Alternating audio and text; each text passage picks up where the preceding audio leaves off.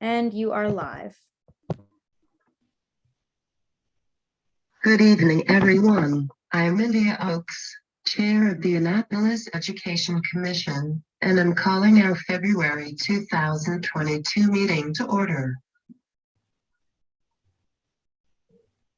Okay, let's start by doing roll call so we can confirm we have a quorum of commission members. Wards 1 and 2 are still vacant at this moment, so let's move to Ward 3, Enid Colosimi. Present. Ward 4, Kayla Golder.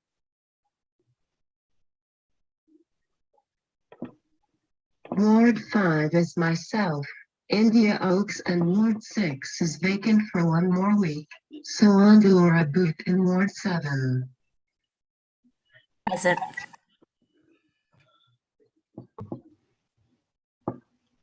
Ward 8, Jessica Packler. Present. At-large member, Odessa Ellis. Present. At-large member, Ken Starks.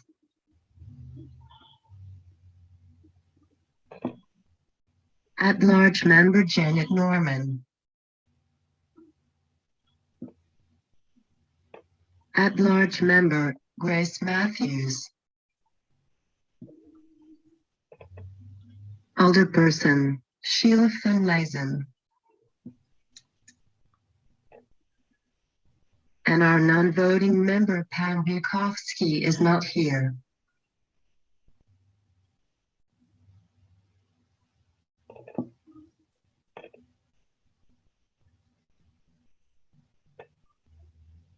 India, I have a quick question. If people are here to, and maybe Madeline can answer this, but if people want to make public comments or participate in the conversation, how do they let you or Madeline, how do they let you or the city know?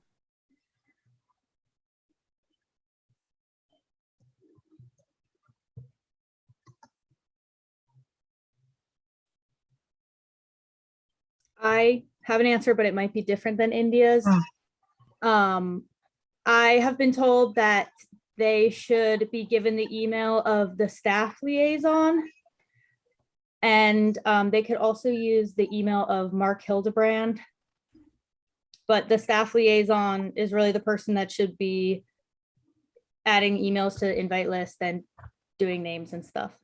But again, that might not be India's answer.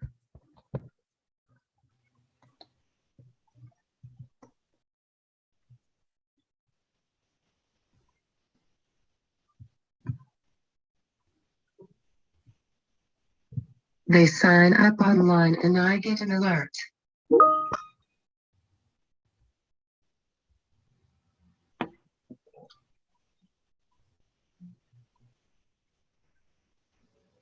So if somebody is signed up on, has not signed up online in advance of the meeting, they can't come in and do public comment.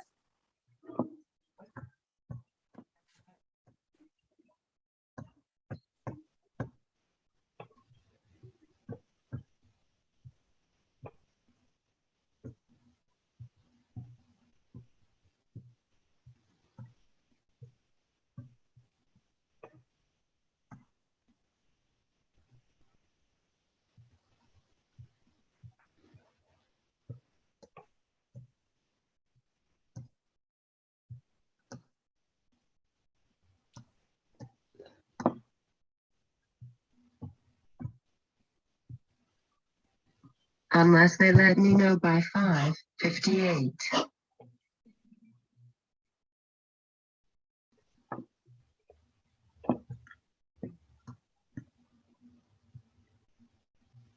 Okay, thank you. Do you have someone? I was just wondering, since we had shared information about the meeting, you know, wide and far, and there's obviously we're talking about some things that are very important or very timely tonight. So I feel, so anyway, that's why I just wanted to make sure. I mean, it may not, maybe nobody's there. I don't know.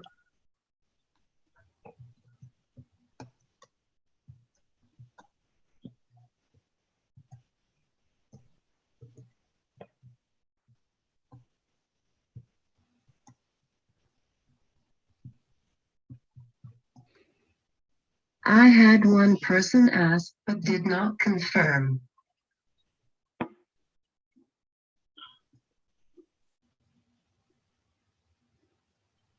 Okay, so just to start out tonight, is there any objection to approving the agenda?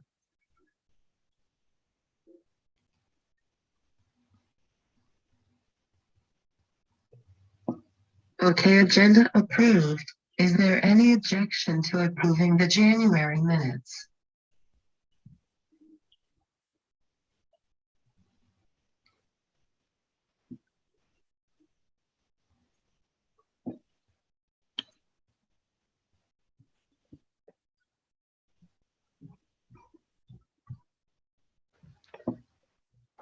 There's one, Minutes approved. sorry, India, there's just one thing. Jamie's name is spelled wrong in them.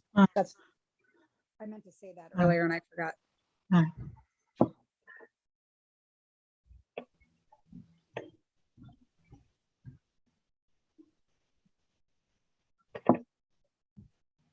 We have a lot to discuss tonight, but for those listening, I wanted to quickly note the establishment of the Canvas and Wine Military Award, which supports anyone entering the military after graduation. So if you know of any student enlisting, please visit our Facebook page for more details for support and basic training. Okay, with that, we are starting tonight with a presentation for Black History Month from our commission member, Odessa Ellis. Odessa, the floor is yours.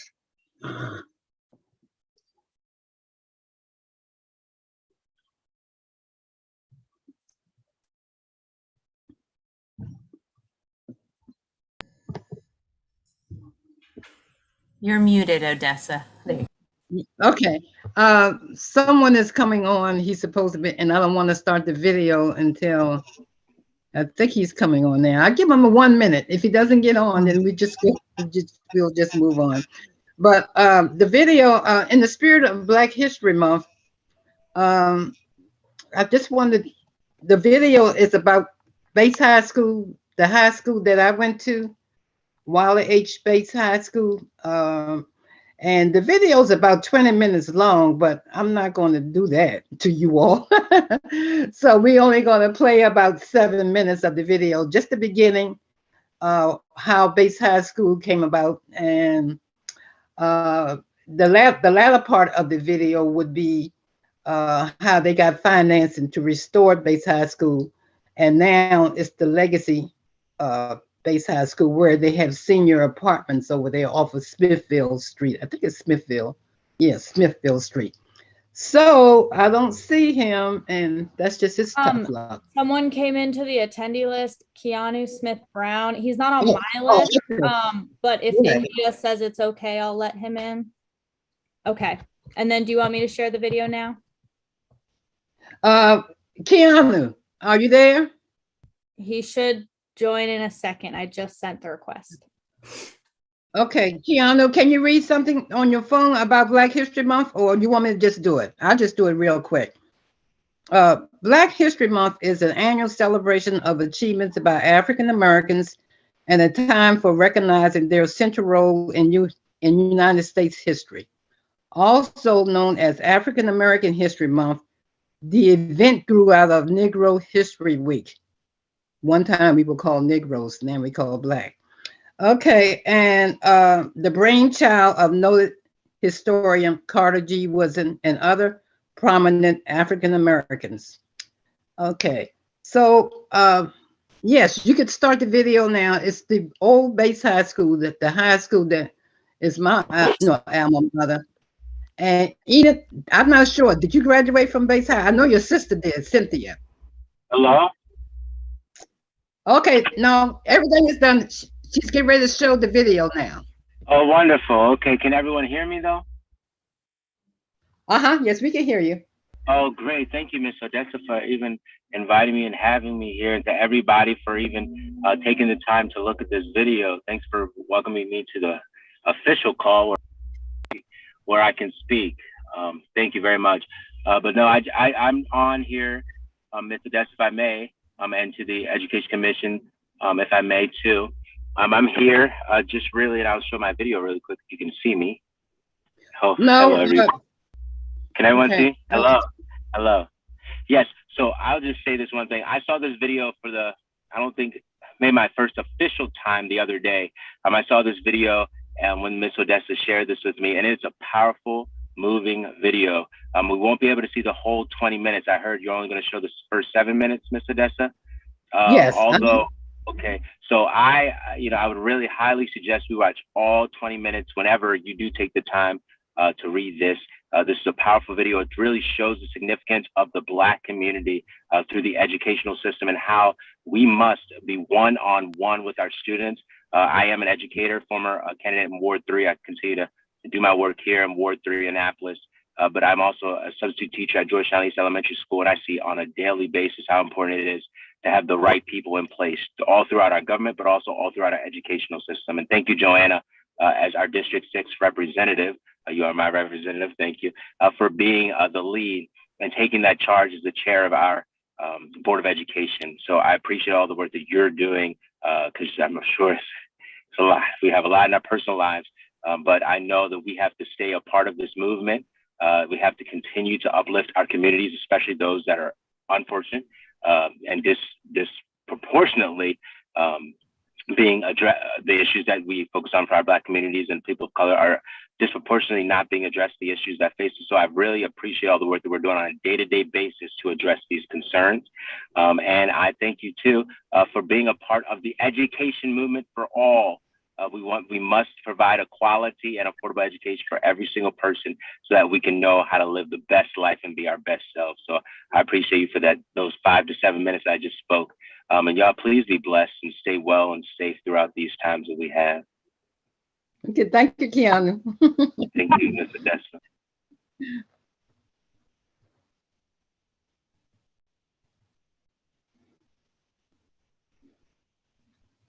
Would you like me to press play now? Oh, yes. Yes, ma'am.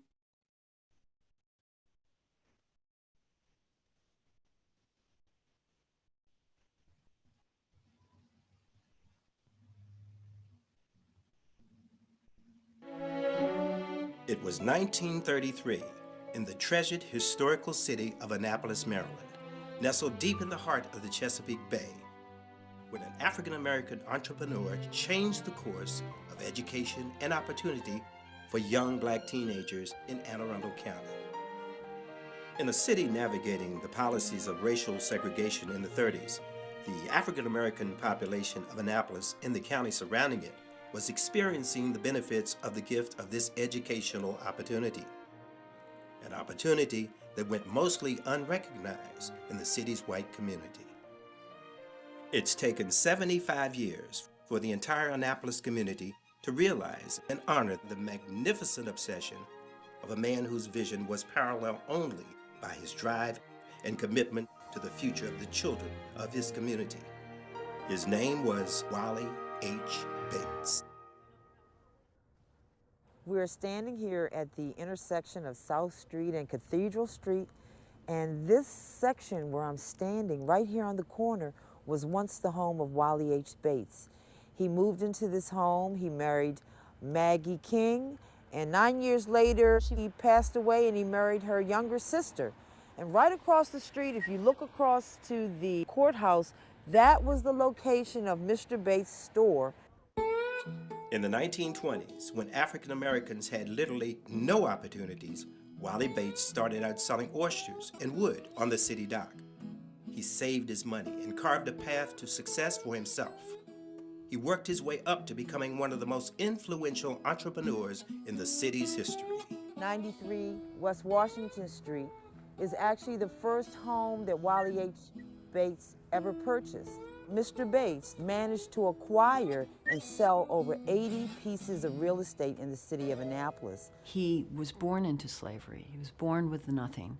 And then he came back to this area with his mother, and without any formal education, really taught himself and made himself. He believed very much in formal education and really caused that to happen.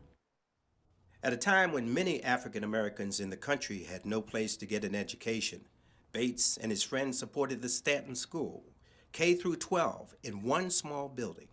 But it quickly outgrew itself, leaving many of these kids no place to go to school. Wally Bates and a group of other men got together and they wanted to build or have a high school built, but they didn't have the property. This is when this property right here on Smithfield Street became available. Annapolis High School, the all-white school, is looking for a place to build a new school, and they both wind up on the same place. At that time, the way we colored people could get schools was the board would tell you if you wanted a school that you would have to provide the site. Wally Bates, by not having any real children of his own, he came and said, well, I'll put up $500 to buy the property. Fast cash, $500. I give you $500 down. The owners of this property said, well, we have $500 down payment. We're sure they'll come up with the rest. And they did come up with the rest of it. The Wally H. Bates High School was built by bricks and by colored men who came here from Hampton. In 1935, Wally Bates passed away, but he did see a dream come true, and that was to lay the groundwork for people like myself and many of my schoolmates that we would have a school to call our own. Getting ready for school in the morning for Bates High School, there was a song that come on every morning while I was getting ready. And the song was, oh, what a beautiful morning, oh, what a beautiful day. I have a wonderful feeling everything's going my way. The quality and the caliber of our faculty and the administrators, the camaraderie. It was an extension of family. It was a safe haven. You could not be a part of it and not contribute to it and glean from it, because there was an atmosphere of learning. Bates High School prepared many boy and girl to go out into the world and to become somebody and to make a place for ourselves. It really was the glory days. We had a lot of social activities. We had a lot of academic challenges. If you were interested in sports, you had the option of playing football, baseball, basketball, running track. Any kind of trade you wanted to learn, it was all there. Auto mechanics, carpentry, brick masonry, cosmetology, cooking. If you had your sights set on college, there were all types of clubs, future teachers, future nurses. Once you graduated, you had it. You know, the teachers just put all their hat into you so that you could be a good product. We dressed up to come to school. And many of our parents, they did the sacrifice for us. They bought us white shirts and ties and suits and nice looking shoes. Transportation was a problem. Families came together, put kids in cars, station wagons, trucks to get them here. It was sort of like a separate but equal, and we had ours and they had theirs. We knew that our books were not new books. They were new to us. We knew what the situation was, but we were always lifted above the situation. We were taught in our school we had to be better than our adversaries. If you wanted to get a job, you had to be better than he was, because he was going to get the job. I had the opportunity to lead. I had mentors from 9 to 3 o'clock. Every class there were teachers who were interested in me. Ms. Marshall and Mrs. Tate, who was very firm in education, because in her class you could hear a mouse run across the floor because she heard everything. She didn't miss a trick. Ms. Marshall walked around with a chair leg and would hit you with it. She'd stop at my grandmother's house and tell my grandmother what went on in school today. She didn't miss a thing. It was called Scared Straight back then. And from that day to this, I'm still scared straight. If the walls in the school could talk, they would tell many a story. Okay. So pretty much, that's the history of Wally H. Bates High School, the segregated school. And students came from all over the county, from as far as Brooklyn and as south as Shady Side, Galesville, Deal, Harwood, all those places. It was only one high school for the Black kids in Anne Arundel County. And like you see, there was a lot of pride. We loved going to school. We had so much energy and excitement, and it was just a great experience for most of us. And so for me, it's very painful now to see what's happening in the school situation in our communities. But I just wanted you to see a little bit of that. And like I say, I see some of my classmates in the video, and Eden's sister and I went to school. So I don't know. I don't think Eden graduated from Bates High School, but now Bates is the middle school. And the rest of the video shows the financing from the county. I think it was John Gary, the county executive, and a group of people got together and decided to refurbish the school once they closed. I think it closed in the last class was 1966, and then full integration. And then the school just sat there and kind of like went downhill. And then executive John Gary came up with the financing along with other people in the community. And so that's history. So Bates Middle School now is the Wally H. Bates High School. Any questions? Anybody want to say anything? I thought that was really great. I had somebody ask me where they can watch it outside of right now. Where is that accessible? Like how can we watch it? Is that a link that we can share maybe through our Facebook page, or is it available somewhere? Jess, I was just able to find it on YouTube, and I think we can include the link. That link, it looks like it's a full 20-minute video on YouTube. We can include that link in the minutes.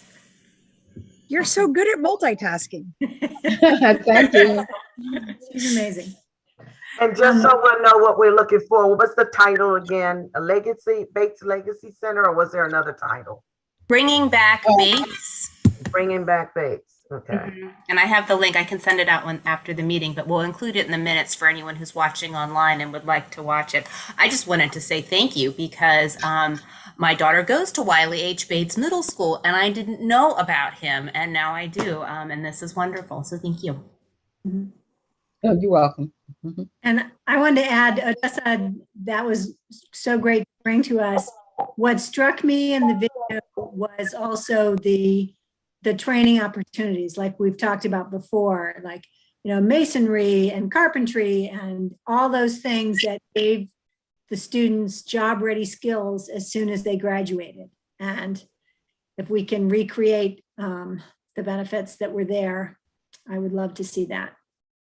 Yeah, a lot of those guys built their own houses once they came out. Mm-hmm. Yeah, which is phenomenal. Thank you. That's it. Thank you so much, Odessa and Keanu. Before we move on, Madeline, you can let in anyone that joins the meeting. Okay, thanks. Next up is a discussion on community support after the recent shootings of our kids in Annapolis. And a huge thank you to Acting Lieutenant Nicole Vaden for joining us tonight to help us navigate through such a troubling time in Annapolis. Hello, everyone. I'm happy to be here. Not for these circumstances, but.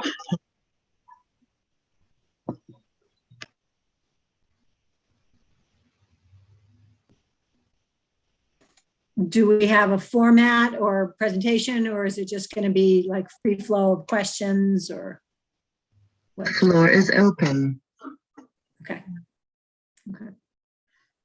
Lieutenant Vaden, I was wondering if you could just take us quickly through when an incident like what happened this week happens, how are children and families in the schools that are affected, and just in general, what is the response on the police and the community services and the crisis response side, not only for for the children who were directly affected, but also the community at large, just so we can get a base, so we all understand how that works. So I know Jess knows, but just so everyone else knows, I am Lieutenant Nicole Vaden with the Annapolis Police Department.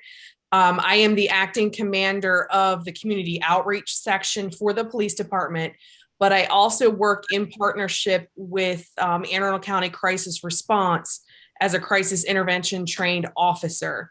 So typically what happens when incidents such as this occur, I get a phone call and myself and at least one social worker, if not more, from Anne Arundel County Crisis Response go to the scene.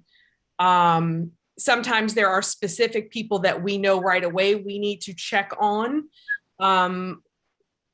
And we'll also walk the neighborhood and just check in with people. And we're there to support them. I'm not part of the investigation that goes on. That's not my role. My role is to simply support the families and those that are involved. We also follow up with the victims in instances. But I will tell you that everything that Crisis Response does is on a volunteer basis. So people can turn us away if they don't want to talk, which does sometimes happen. There are also, incidences where they may not want to talk right away. So we leave them what we call a warm line card. It's the phone number to Crisis Response. They answer the phone 24/7. So if down the line they decide that they need to talk to someone, even if it's about something not related to the initial incident that we were in the community for, they can call. And they're encouraged to call just to make sure. Instances involving children, sometimes the school system will reach out to us to support if they know that there's a student that's having a particularly difficult time, even though they have their own counselors. Sometimes they'll reach out to us too to see if we can also support them outside of the school. We also go into the schools. I'm in the schools all the time. We teach character counts in several of the elementary schools in the city, but we'll also go in and check in the schools. You may see us walking around the hallways.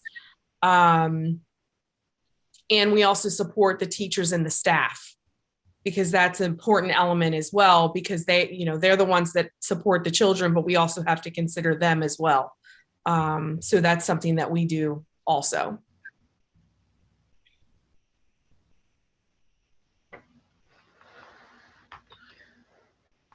So thank you for coming. I was told, that the SROs at the high school, I don't know about the other schools, they come under the county, right? And so whenever there's anything reported, it's reported only to the county police, but not to the Annapolis police.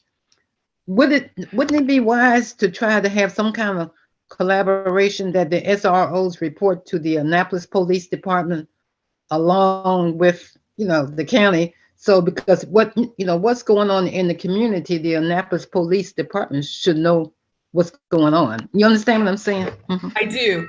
All of the SROs that are in the area schools are county police officers. Annapolis City does not have any SROs, but we do work together. I know the SRO at Annapolis Middle School. I know the SROs out at Annapolis High School, Phoenix Academy, and we all have each other's phone numbers.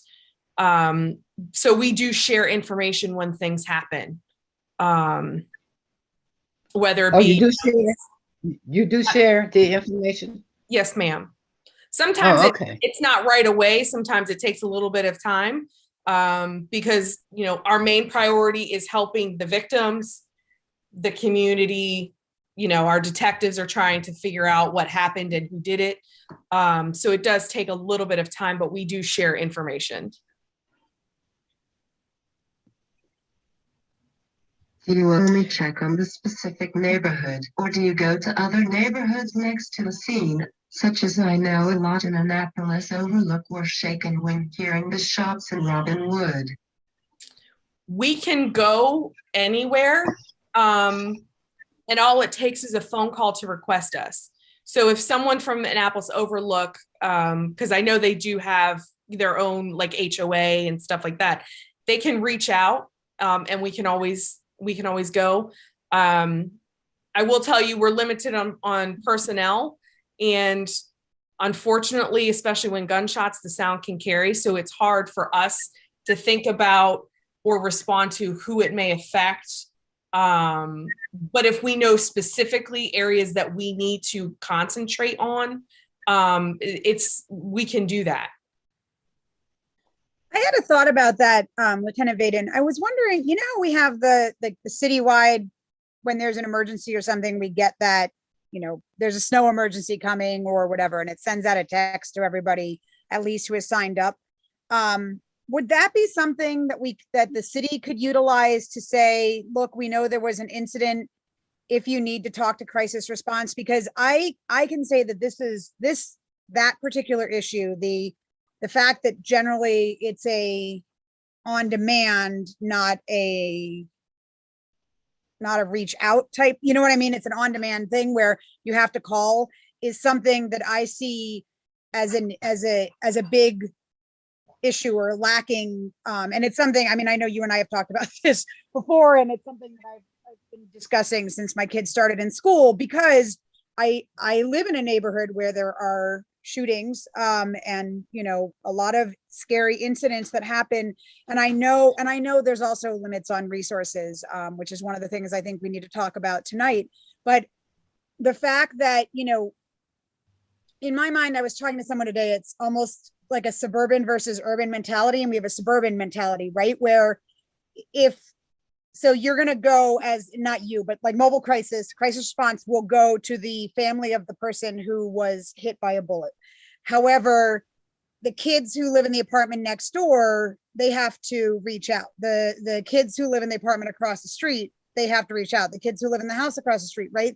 The kids who go to school with that child have to reach out, and the impetus is on them or on their families, which is, I don't feel, because I live in a neighborhood where this trauma is regular and ongoing, I'd like to figure out how we could get that so it's not that way, right? So that it is we go into the classrooms and we say, look, we know something scary happened, let's talk about it. I know most schools do community circles.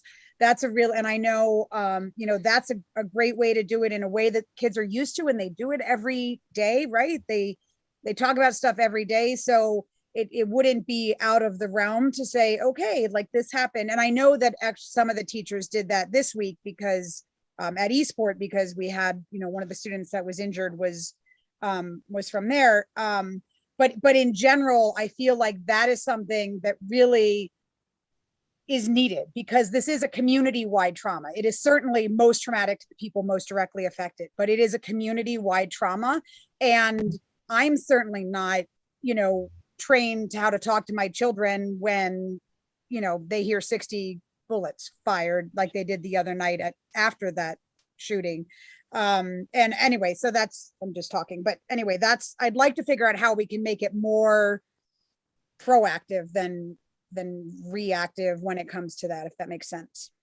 It does. And I have not heard the idea of sending out those we call them 911 alerts. I can certainly pose that question and see if that's something that we can add. But again, there would have to be someone to be able to send that alert out. So it would be putting a duty onto someone else. Who that would be, I don't know. So that would be something that would have to be talked about, but I can certainly pose that question. As far as going into the schools and talking to the children and things like that, one, we have to have school permission to be able to do that. But also, because I work in partnership with social workers, they can't talk to a child without parents' permission, which can sometimes hamper efforts if, the parent's working and they're not able to answer the phone right away, that sort of thing. So that would be a hurdle with things like that. But when we go into the neighborhoods, when things happen, we're knocking on doors, we're talking to the people that are outside. So,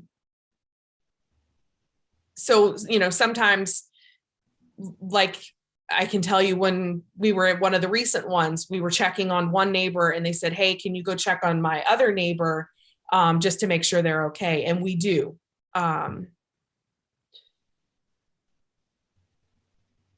Okay, that's helpful. Thank you. With they can't talk to without permission, is that like directly? Sorry, I know, Janet, I'm sorry.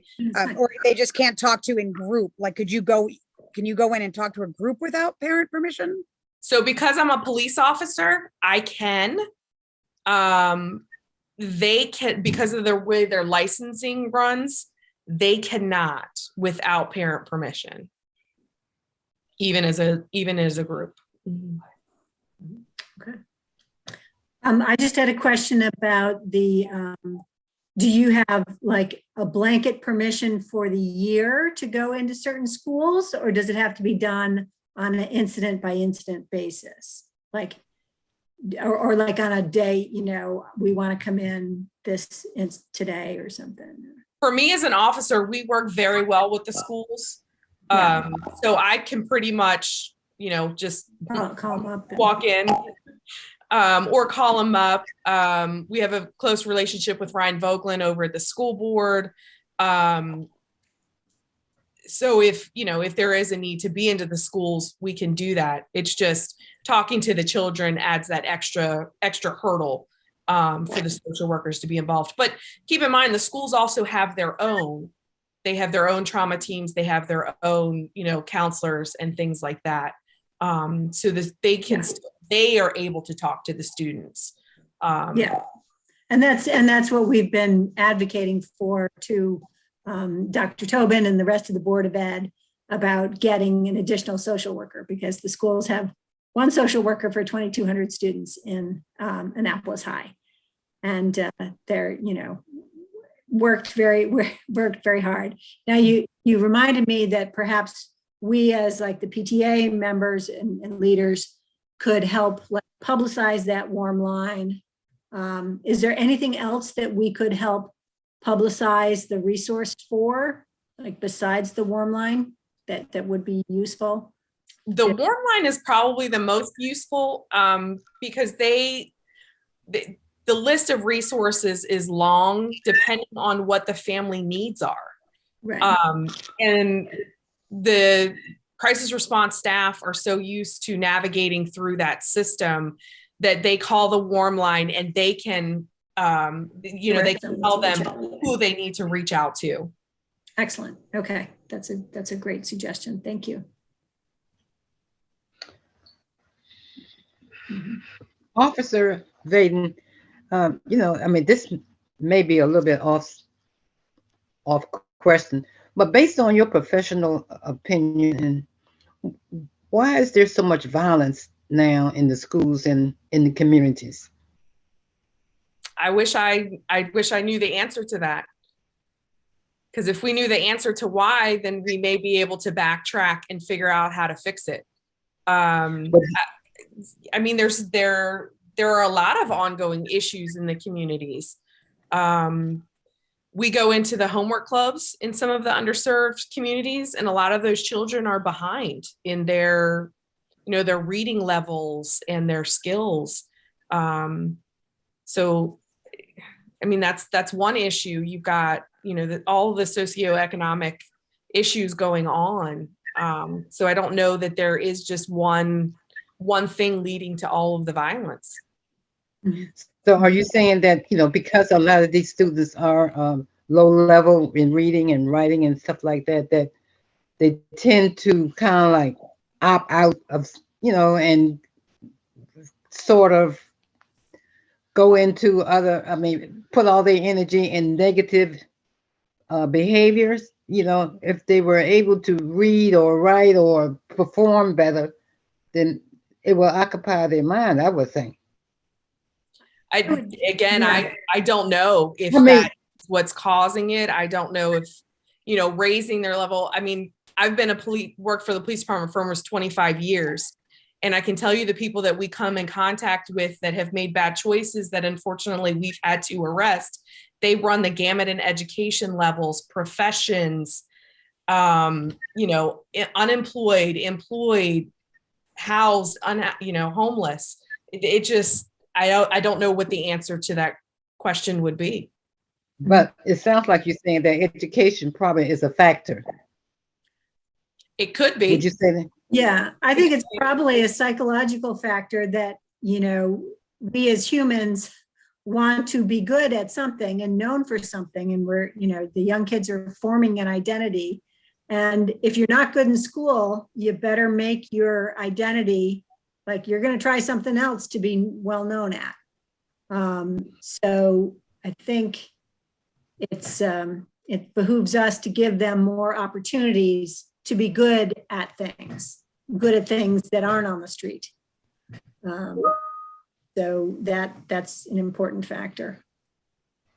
I think that, that's something we've talked about also is, the fact that I would say in the last 10 years that I've been here, in the last 10 years, the amount of options for after school and outside of school activities through the city rec center, and in general has really decreased. The amount of available, low cost, easily accessible options has really decreased. And I think that that's something that Madeline, Emily is trying to get in. I think she might be in the waiting room, just so you know.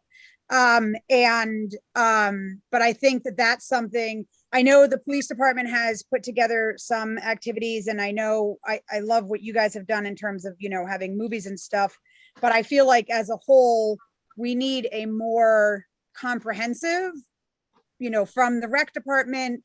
Maybe it's something the education commission can help with, to offer more from the ground up, right? When my 15-year-old was a baby, we used to go to classes at the Eastport Community Center here in Harbor House, and also at Pitt Moyer, or well, it wasn't Pitt Moyer, we went downtown before Pitt Moyer was Pitt Moyer.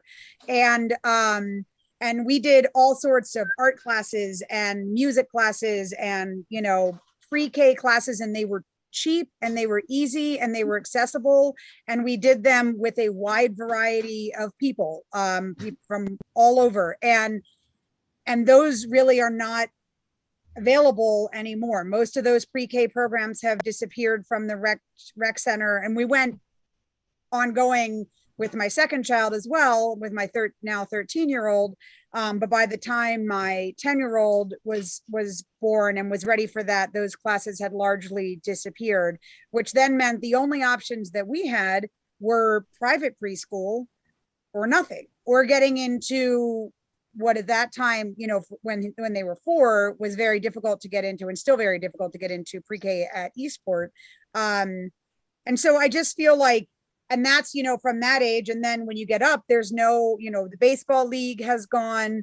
There's no soccer programs anymore. There used to be a boxing program. I don't know. I meant to pull up the activities for right now. But anyway, all of these things are things that kids could do after school or on the weekends, or ways to get into something that isn't, if academics isn't their best thing, that's fine, right? Not everybody is great at academics, but something else to do. Anyway, I really feel like that's something we really need to focus on as an education commission, as a city, as a whole, and share resources and be collaborative in that matter. And that's what I just.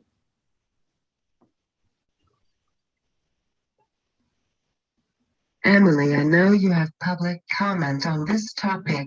Please introduce yourself. Thanks for having me. I just texted Jess, please ask me to speak. My name is Emily Tomasini, and I send my kids go to Eastport Elementary School, and I really appreciate everybody being here. My daughter's best friend was the 11-year-old. She's been in my family since kindergarten, and this has been a really tough week for us, and I just really appreciate the coordinated effort. But the thing that Jess is saying is something that I've been working on for a long time, and it's all kind of coming together for me. I have just been appointed to the Recreation Advisory Committee for the city. It's really hard for me not to cry these days. And before this happened, it was last Wednesday that I got appointed. And to me, that's a real, it's a key to have the kids, especially at the middle school level, where parent involvement and opportunities drop off. And my background is in recreation. And I run a pirate ship for kids, and I'm with kids all the time. And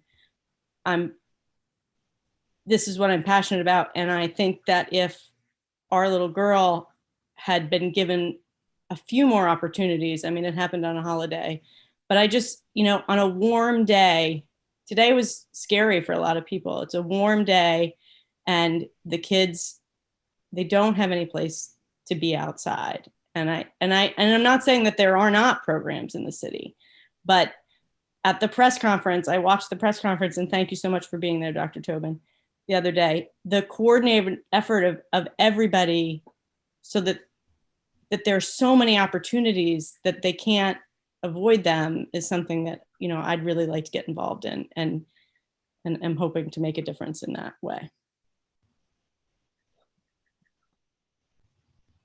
One of our goals, sorry, go on, Janet.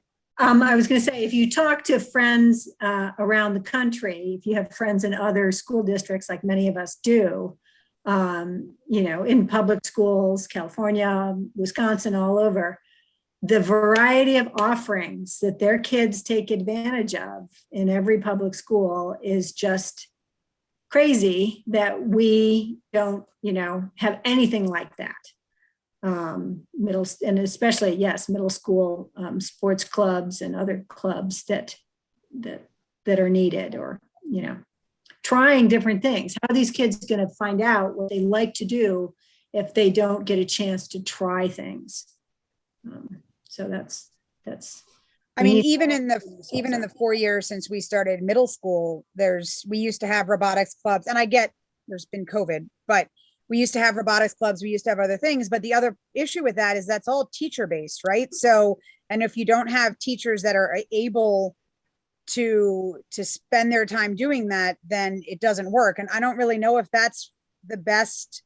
I know that in my homeschool district where I grew up, that's not how it worked. It wasn't teacher based for clubs. And I know that here in Anne Arundel County, it's much harder. The school system makes it very hard to have outsiders come in and do clubs. It makes it very hard to have a chess teacher come in and do clubs, much harder than it used to be. Janet, I remember when your kids were in grade school and you guys had that great chess program and the great robotics program.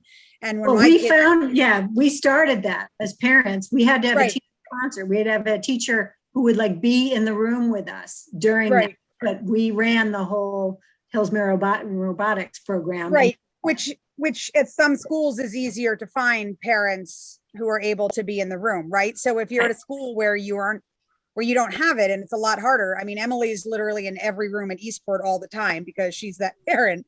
But how do we make it work that isn't, I don't know, But Jess, I think the community schools is a step in the right direction. And without a doubt. And it gives us a platform to combine all of the agencies together. Mm-hmm. And I think, again, this sort of underscores the disconnect here in Annapolis, because you have outside of Annapolis, which is all county based. So the county rec center does things at county schools, and, the needs at a school in Severna Park or whatever may be very different, and the county may be meeting those needs. But here in the city of Annapolis, one, we have different needs, and two, we don't have, we fall outside, we're this little pocket that is not served by the county. So our kids' needs are different. In many cases, they're greater, and we don't have the county network of support there. So we're sort of doubly doomed in that category right now. So we need to, I think, as a city, step up and figure out how we can meet those needs that are not being met. I have my daughter's at Bates this year, and the school runs a couple of clubs 2 days a week. We get some clubs after school, so if you're in a club, maybe you stay after on Thursdays. But by and large, that leaves an awful lot of kids that are going home at the end of the day with no place to go, no activities planned, no homework support. So we need to, and I think it's actually kind of unfair to expect teachers who have already worked for a full day, showed up early that morning, had a meeting, taught all day, expecting them to stay later is not necessarily realistic. Plus that involves having to deal with the whole teachers union, and then which all happens at the county level. So I think we need to get outside of thinking about it as even though we were looking at activities that take place in the schools, expecting the teachers to be there and to enable that to happen is not necessarily going to happen, or is not even really a viable approach. So what other approaches can we come up with at the city level? But if we can get people into the schools from the city, or from that the schools, in my opinion, are the best place to access the most kids. Yeah. It's also an equity issue. I agree. But it's also an equity issue. If you have, Model UN, and I don't know if you can do Model UN in middle school, but you have Model UN being offered at some middle schools, but not other middle schools, or some high schools and not other high schools. If you have one of the middle schools in the county offering 25 different clubs, and another middle school offers 3 clubs, that's an equity. And like Janet was saying, it's how do you then get exposed to what you can and want to do or don't want to do, and how do you, so I think that's, and to what you were saying, Laura, the other issue and also, it's also an equity issue at the elementary level, right? If you have an elementary school that's offering robotics and chess and a bunch of other things, and then you have an elementary school that has absolutely no clubs, those kids are obviously going to come out of elementary school with different levels of exposure and opportunities. And then it's also with the county issue versus city issue, things like latchkey, right? So in the county, the schools have access to the SACC, the school age childcare. In the city, it is very limited. It is very hard to access, and it has dwindled every single year in the different schools. And so, that's another issue. And before the incident on Tuesday, we were going to talk a lot about that tonight, right? Because when the school times change next year and elementary school kids are getting out of school at Eastport, for example, at 2:35, is that right, Emily? I think that's, a lot earlier. That's another half hour or so earlier in the day that they're going to be out. And if they don't have access to latchkey programs, and if we don't have after school programs offered every single day to every single child in the city to take advantage of if they want to, or aftercare available to parents who need that, then we're putting these kids at a disadvantage, and we're putting these kids in situations where they're going to have access to negative things or be exposed to negative things, or the reason Jess, we have to be realistic as well. People are doing these negative things or are a part of environments that are not beneficial to their everyday lives on a daily basis. And so this isn't as if brand new, or we don't know the disparities that families are facing, or children are encountering their parents, whether it's abuse or not having a job, whether it's being on the SNAP program, having to get state benefits, or even dealing with illnesses. Every day that we constantly, I would say, overlook as parts in why our children are not succeeding. And so we can say, okay, you have all these programs after school. Who's going to get those kids there? Who's going to take them home? We have to get into the houses of these families. We have to really meet them where they are. I say it all the time. You have to see them face to face and understand the burdens that they have to deal with. I can be a mother like my mom was, with 3 young men, young boys, trying to feed us and have, put food on the table, have clothes on our back. I have to work. I don't have time to pick you up or take you to after school programs or to get you to a club. You better rely on your friend, or you better, look to see if there's someone who cares enough about you to make sure that you get those tools and have those resources. And so it's about us having relationships. It's about building these bonds on a day-to-day basis, looking beyond our everyday uncomfortability and, being willing to be uncomfortable. And to, help others who may be begging for that help and just need someone to smile in their face and show them the look, it's going to be better today because you have someone who's going to help you. And so let's be realistic about this. I do not support SROs. I know that was a part of the conversation earlier. I do not support them if it's going to be more so a violent attempt to get our children in check. We have to really understand what they deal with on a day-to-day basis, their trauma. Our families, their trauma. And so, I do believe it's going to get better, especially when it's people like us having this conversation and applying our history, because we already know what we've dealt with. So it's not as if, there's not solutions that we know will work a little bit better. It's about voting for the right things and being a part of the right and being a part of the right things as well, and being in the right places. And so I do, I have high faith that we're going to make that happen. But come on, you all, we really have to stress the need for us to get involved and participate, not just on a meeting or not just, for a day or a couple of days, but on a daily basis when we can. Of course, we can't all get out of our own personal comfort zones in our lives when we have things that we deal with. But it's about digging within our souls and our hearts to find the better way. Amen to that. Yep. And thankfully, a lot of the people in this meeting do get involved on a daily basis and do, try and run as much as they can. I was going to bring in something related to what India started the meeting with, the Candace Antwine enlisted military scholarship. And it came to me. And so for anybody who doesn't know, both my boys went into military college. And so I've been through the very cumbersome DoD process that you need an adult helping you through. But for all the medical clearances and stuff. But I thought about it because the enlist pathway is not as much open to those. I thought about the connection with substandard housing.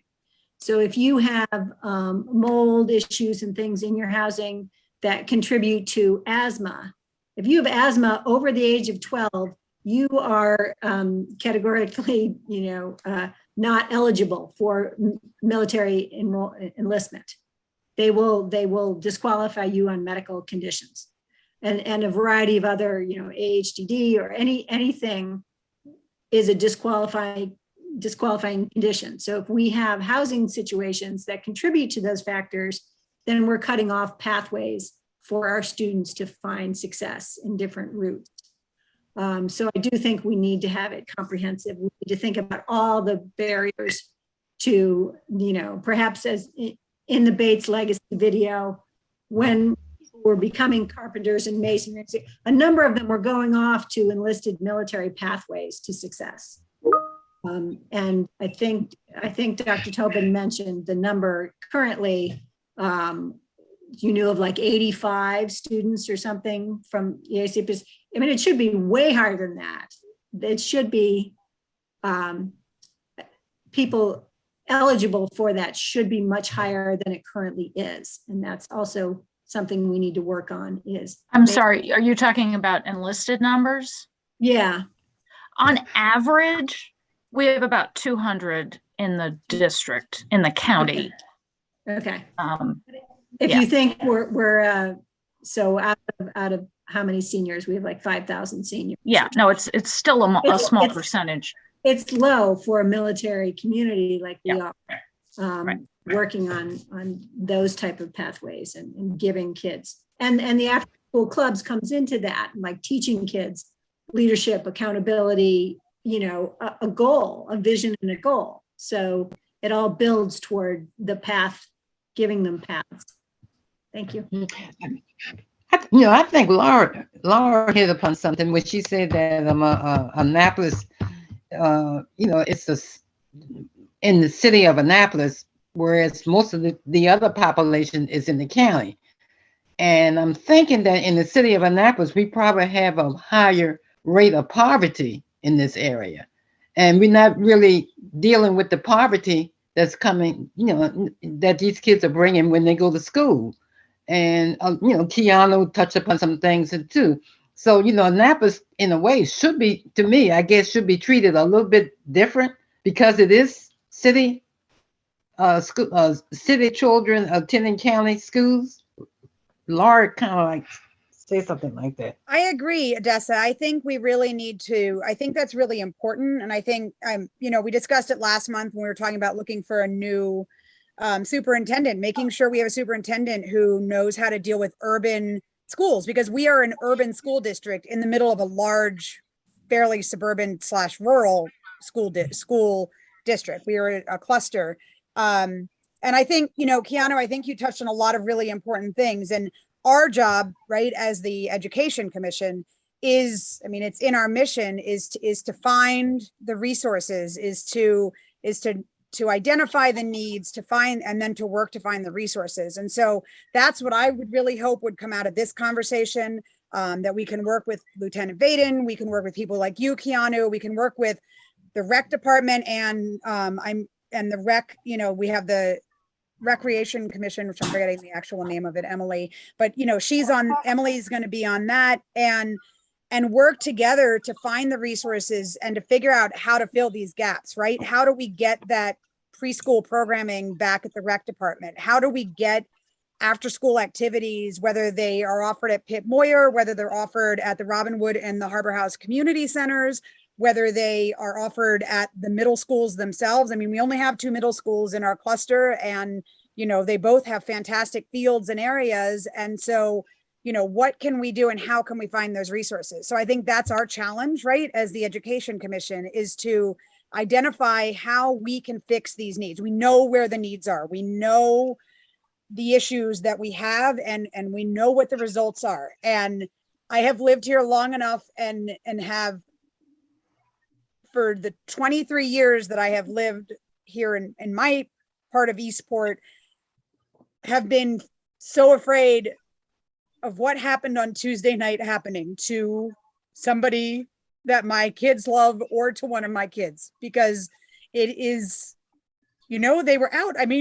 She was out walking her dog and stopped to talk to a friend at 7 o'clock at night. My kids walk their dog at 7 o'clock at night too. And now one child is paralyzed and the other one, it has an injury and they're both traumatized, and the neighborhood is traumatized, and the school is traumatized. And, we have to fix it. We can't wait any longer for it to happen again, because it is only by pure luck that we're not mourning children today. And, and 2 weeks ago it happened, and then that sort of just disappeared. And that's what happens, is that it just disappears. And it's because a lot of times our neighborhoods are othered, and we need to stop othering, because we are all in Annapolis, and we all need to work together and fix these problems for everybody, so that we can all have access to these resources and make it better for all of us.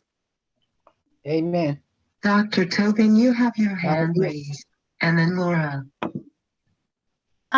Yeah, so I just wanted to jump in and add a couple of things. Obviously, a lot has been said that's spot on. Emily brought up something important about the community school structure, which is part and parcel of something else that on a high level is attempting to address some of these issues, which is the blueprint with moving to universal pre-K and so forth. So these are things, and the premise is noted behind the concentration of poverty grants, which is what grounds community schools, is precisely that the school is kind of the hub, right? Is a way to gather the community and actually have the community determine what the needs are, right? Not simply walk in and tell everybody what they need, but enable the coordinator to do exactly that, coordinate what the community needs. So that's the aim with that, and we're moving in that direction. I mean, we're that is going to keep ramping up as Blueprint ramps up, because we started at like 90% free and reduced price meals as the metric, and it's going steadily down. And as that metric goes down, the number of schools goes up. So we're going to have a lot in the county, including in the city. So that's good. But I think what is being hit on here, and we've all talked about this a lot, our city kids get caught between the city and the county. And so I think I would hope, given that your job as the Education Commission is essentially to advise the mayor on education issues and needs and, what you think the initiatives are, some of these things presumably are things that can be presented to him. I think that there is a dearth of after-school activities in the city. There's the REACH program out of Pitt Moyer, which is, I think, the only middle and high school one that I'm aware of, and is working on practically nothing. I mean, they basically were given some space in Pitt Moyer, but not a lot of other actual support. But as limited as their resources are, they've done incredible work for the students who have gone through that. And to Keanu's point about relationships, I think the REACH program has been a great exemplar of that really it's built around arts and other sort of community building activities. But what that's really aimed at is building relationships. And one of the core principles of REACH when it was started was that there had to be parent engagement. Not because, I mean, to Keanu's point, not because parents could be there all the time. That's the point, right? They can't be there. And that's why having an after school event activity is so important. But when a performance is put on or when anything else happens that the kids do, the parents are there. And it's that partnership that's incredibly important for the children. That is the support and the relationship building that, all the research I'm aware of says that's what we need, right? That's when children feel genuinely supported by their community, cared for by their community, and able to be safe in their community. As Emily mentioned, I was at the press conference yesterday. There was a lot of comments by there were a lot of community leaders there. And one of the core messages I think that came from everyone there was this is a community-wide issue. We are all responsible for figuring out ways to come together here. Our children are suffering. That's abundantly clear because, as has been mentioned, there's the suffering of the children who are actually injured, and then there's the suffering that ripples all the way through. The child who has to somehow show up at 8 o'clock the next morning and go to a math class, who's just seen their friend suffer this horrible, this horrible trauma. And so there was a lot of very frank talk in that press conference, I believe, by a number of leaders about the need for, and this, the chief talked about this, a number of clergy who were there talked about this, a number of other folks, that there needs to be a sharing of information. If anybody saw anything, knows anything, I mean, part of what's going on here is we have a whole lot of guns in our community, quite frankly. And so there needs to be a willingness to share that information. So there were a lot of phone lines shared, tip lines. The clergy said, look, if you don't want to go to the police and say something, come go to your pastor and say something.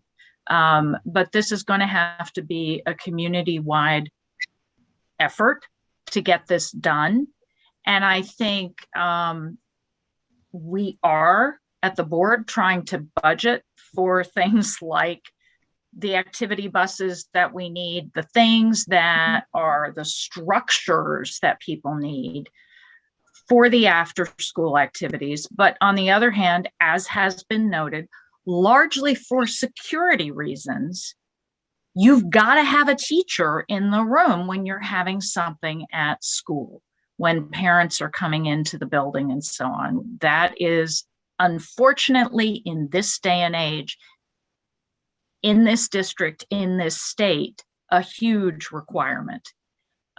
Because we, as the school system, are responsible for protecting our children with regard to who comes in and out of the building. And there are parents, like many of you, who go in and out, and you understand that you've probably had to go through various things to be in and out of those buildings. So I think there's a lot here, but I would suggest there's sort of legislative stuff at the high level that's going on that is intended to address some of this.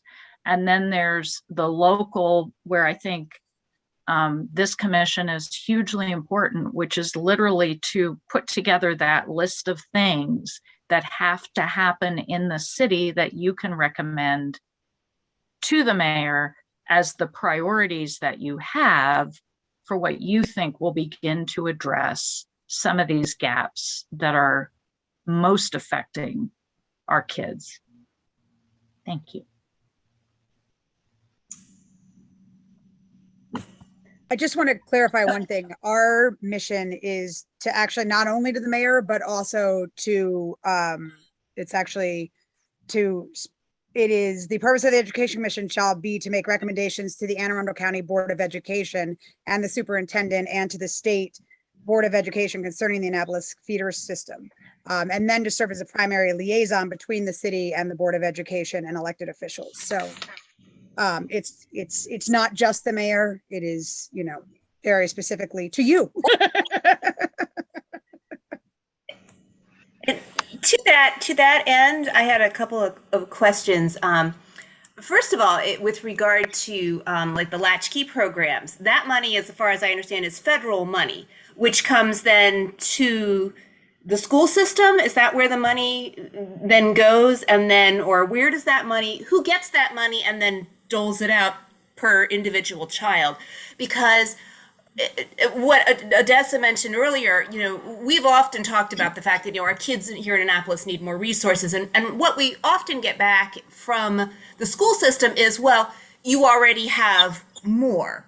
You already have more hours per week of a psychologist or a social worker or whatever than other schools in the county. And just having more does not always mean that we have enough. So for things like latchkey, we have a more need for it here than perhaps in other more affluent portions of our county. So that money needs to be getting here to the kids who need it. So somewhere in the part, if there's not enough latchkey programs, and I know, for example, not all the schools in our cluster, not all elementary schools had a latchkey program after school. Some do, some don't. We have a greater need for it. We need to have that. We need to have that. We need to receive that money here. Specifically with regard to there being a teacher in the building, I understand that, but I would also like to point out it does not have to be the same teacher. Frequently, the way this is approached is, these same teachers who are in the building all day long need to now stay after showing up at 7 a.m. for a staff meeting. School starts at 8, school gets out at 3. Now we expect those same teachers now to work from 3 until 7 for a latchkey program. that's not realistic. But we certainly can have county school system employees who are covering those programs. They don't necessarily need to be the same exact teacher who was already in the building that morning. So we need to figure out what we need to do to fill positions at our schools to make latchkey programs possible at every school, specifically in our cluster. We talked earlier about the clubs and things, and I want to point out, I know Janet worked very hard at Hillsmere to establish the Robotics Club, which was something that parents paid for. Like, the kids were able to join, but I know, Janet, there were some scholarships. There were scholarships, but also I got PTA money Right, and that was my point. The PTA at Hillsmere, yes, the PTA at Hillsmere was able to raise a lot of money, which then was able to make those programs more affordable for families. Much more affordable. My son went to Hillsmere. We got money. My husband actually ran the chess club there for a few years. And then when he left, the Hillsmere was able to use PTA money to hire a local chess coach to come in and teach classes. My daughter attended Georgetown East. Georgetown East PTA was not able to raise that amount of money. We were not able to hire that same chess club coach to come in and run a chess club at Georgetown East. We were not able to run an after-school robotics club because we had no money to do those things. So again, I really hate to say that, school clubs as a solution, because school clubs are primarily accessible to families who already have the means to pay for other after-school alternatives.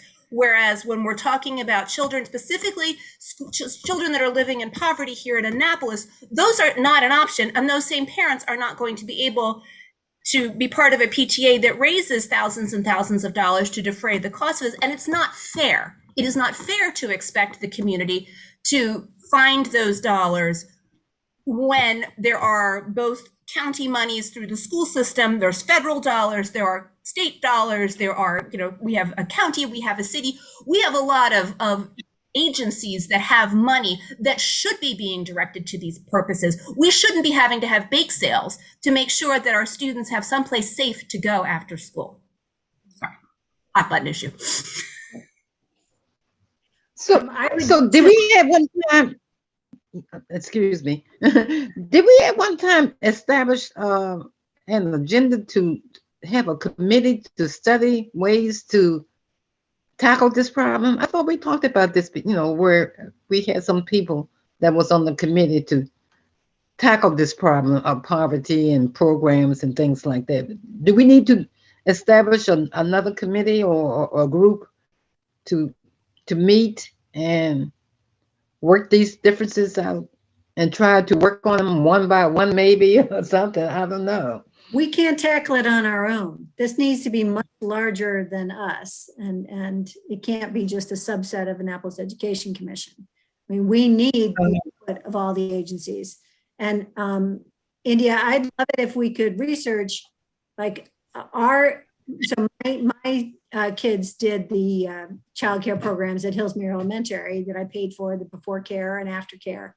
Are any county monies used to subsidize those? Or is it I thought it was solely the parents paying, but if, as Laura says, if any resources are going in to subsidizing those, then they should be equally distributed throughout county residents who live in the city. But seeing how we can bring those to more places, more. Mm-hmm.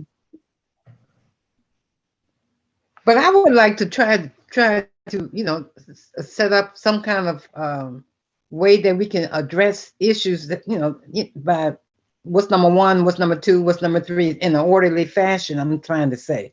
Mm-hmm. In other words, I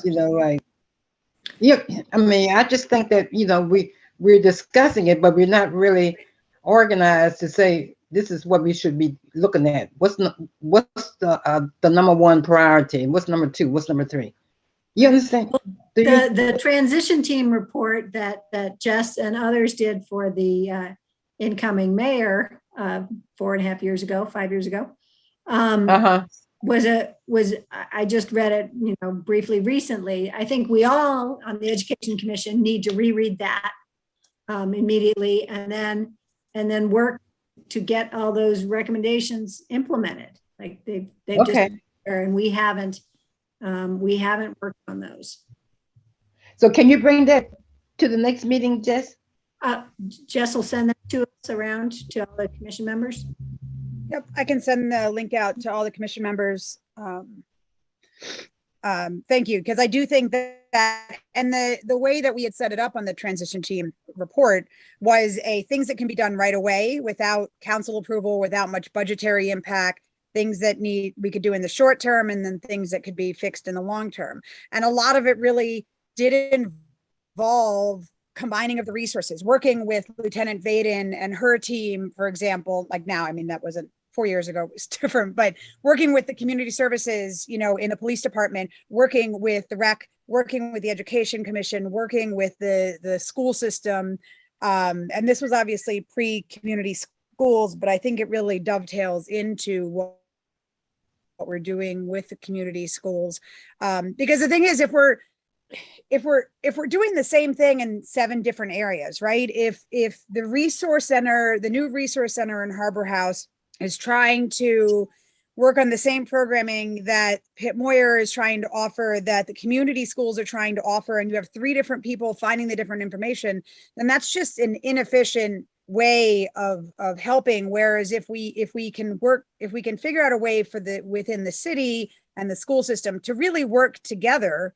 And again, I think, it's been touched on a few times. Part of the problem is the school system has to recognize that this cluster is not any other cluster. And you can't blanket do across the clusters because it's not equitable for what's in this cluster, right? Our cluster has different needs and different access to programs and different, I mean, even we've talked about just in terms of, access and safety and, we've talked about this many times in a different part of the county, a 1.5-mile walking radius to a middle school makes sense because it's a suburban community where you have sidewalks and suburban roads or even rural, or there's rural and they just say, no, never mind, take a bus. In the city of Annapolis, the 1.5-mile walk from my house, for example, which is 1.5 miles to Annapolis Middle School, is a very dangerous walk. It is a very dangerous walk. And so, something just as simple as that. And then you're having all of these kids do this walk and do this, dangerous walk across busy roads. And it leads to that sort of feeling for the middle school kids of feeling uncared for, right?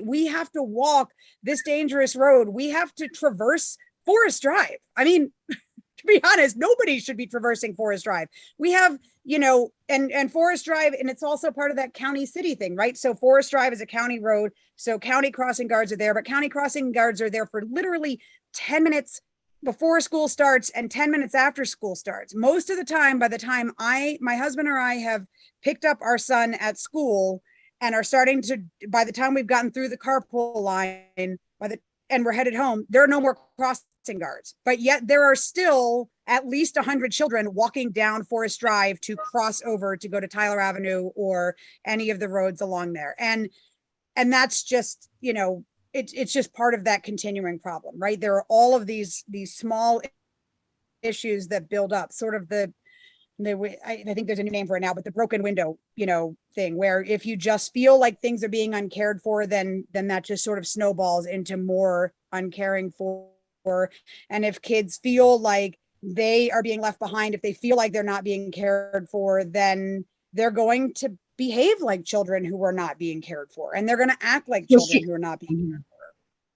Should that be our number one priority? Then, trying to let the school board know that the students in the Annapolis district has different needs than from other students in the county. Should we try to work on that initiative or something, or what? I mean, I'll just jump in and say, I'm certainly very much aware of that, and I make that argument. To give you an example, Janet brought up the social worker issue, right? We have 4 high schools in this county, which have 2 feeder middle schools, each with a social worker at the middle school. Each of those 4 high schools have only 1 social worker. It's Annapolis, Northeast, Glen Burnie, and I'm totally blanking on the 4th, okay? So one could argue Northeast has a bigger need than Annapolis High, in numbers of students. It's a bigger high school. They have huge issues up there, partially, again, because they're actually dealing with a lot of urban issues there because they're right over the Baltimore line, and Brooklyn Park and so forth has a lot of that. Similarly with Glen Burnie. There are high schools that don't have any social workers, but they don't evidently need them, right? And so we have fought for in our budget 3 new social workers. That's what we're sending on to the county executive. But there are 4 high schools in this position, right? And we as board members cannot tell the superintendent where to put staff. We can, determine that we want that request for staff in a budget, but we can't because the superintendent is the one who oversees all of that. So that's to say Annapolis High, Northeast High, soon Glen Burnie. Glen Burnie, and I got to go back. I'm totally blanking on the 4th one now, but I will find that because I asked for that data to be pulled because, but the point being, there's a vast disparity in this county, and everybody understands it, between certain parts of the county and other parts of the county, right? I mean, Annapolis has a very specific high concentration in certain places of poverty. We do have all the full-on public housing in the county, in the city, right? That was, now there's subsidized housing up at Meade. It might be Meade. Meade might be the 4th high school, but I have to double check that. And so not that my colleagues don't appreciate that there's a need here, but in some cases they will say, Annapolis gets all the attention, we don't, kind of thing. So there is, unfortunately, a lot of need. But that being said, I think one of the most critical issues here, which I have tried to make the point, and I will continue to make the point, is just, if nothing else, the topography, what you're talking about with regard to what it means to walk, for example, that these blanket rules throughout the county don't, there are other issues if you're in South County, right? That you're in a very, very rural, potentially, part of the county. On the other hand, here, we've got kids, yes, that's the actual distance, but they're walking through areas they shouldn't be walking through. So we're trying to make that to a point earlier. I just want to throw in, those of us who've been on PTAs understand this. Unfortunately, PTAs can be one of the biggest drivers or additions to inequity, because the more you have, the more you raise, right? I mean, those of us who've been on the Annapolis PTSA understand that we're dealing in something very different than if you're at Broadneck or Severna Park, right? Our budgets are just not. And so I think Laura raises a really important point. I think if you keep looking to the PTA to raise that money, and Hillsmere is kind of unusual, right? That community was really good at raising money through their PTA. But that's not necessarily the case at Mills Pearl or Georgetown East or a number of other schools in our cluster or elsewhere. So, and Meade Elementary, for example, I don't think they even have a PTA. So there are other parts of the county where they just don't even have the resources for that. So I think we have to be very cautious about putting this onto, kind of what the parents can come up with, because we're reifying and reiterating the inequities to a certain extent. So I think what's been said is spot on, and Jess, you're right. I didn't mean to overly narrow your mission. My point is, we are dealing with something that's caught between the city and the county, and we got to figure out how we get those two, this has been an ongoing issue, to work together rather than just sort of saying, well, they should be doing it. It's their kids, depending on which direction you're pointing your finger in. But I think Ms. Odessa has a fair point that I think, and I think the transition report has a lot of what you need, but that a determination about, you know, which one of these rocks we're going to move in which order is going to help folks narrow in, not because we're all pretty much aware, I think, of the spectrum of issues. We've all had enough experience with it, but there is going to have to be a determination of which comes first, second, third, just so we can, you know, start moving in a particular direction. So we can, I agree. So we can progress. We have to have like an order of things. I mean, to me, I don't know. I mean, let's face it, there's a lot, right? There's a lot. Right. We know that. But it's because we want to move. We don't, if we don't prioritize these things, then we're going to still start having, continue to have the same problems. You know, the kids not being able to read, write, or whatever, and coming from these generational poverty type communities and everything.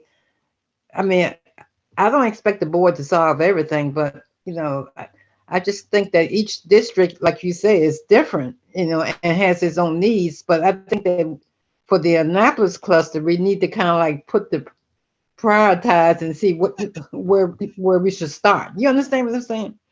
Mm-hmm. Well, I'm sorry, if I may jump in one more time. I know I'm talking a lot. Mm-hmm. So all of you are aware because you're veteran advocates. So we voted out the budget from the board, probably just about the biggest budget we've ever voted through, because Blueprint, because the federal monies we received during the pandemic for things like laptops and so on are now being put into our operating budgets, right? Because you don't just buy laptops and have them forever. You have to maintain them and return them, and all the other things, tutoring, all the things that we have found parents want, students want. We want to keep these things going. Blueprint, we're trying to keep ourselves ahead of what Blueprint expects so that we don't fall off a cliff in 26 when we have to meet things like a $60,000 starting salary for teachers, which we should be, I mean, that's a sort of, you know, that should be a standard we meet. But everybody has to now go to the county executive and advocate for what we've got. We've got huge numbers of special ed teachers in the budget added to what we've had. Because we know, I mean, our kids, you know, the IEPs have fallen by the wayside during the pandemic. So many kids have not gotten the services they need. They need their compensatory services. We need to reduce class size, and we know we need emotional support, mental health supports for our students, all of these things. So one of the reasons Anne Arundel County has so much money that we have to come up with for Blueprint is that Blueprint is doing what it was built to do, which is to require counties to pay a reasonable share. And with all due respect to our county, we have not been doing that. And so this is hard, right? We're going to be kicking ourselves essentially in the rear end to get this moving because we've got to play catch up, and Blueprint is going to force us to do that, which personally I'm in support of, but that's a hard thing. And unless and until the folks who have to make the final funding decisions believe it will be more uncomfortable for them not to fund these things than it will be to fund these things. We're not going to get there. So all of us at the board are advocating for this. We will be advocating for this.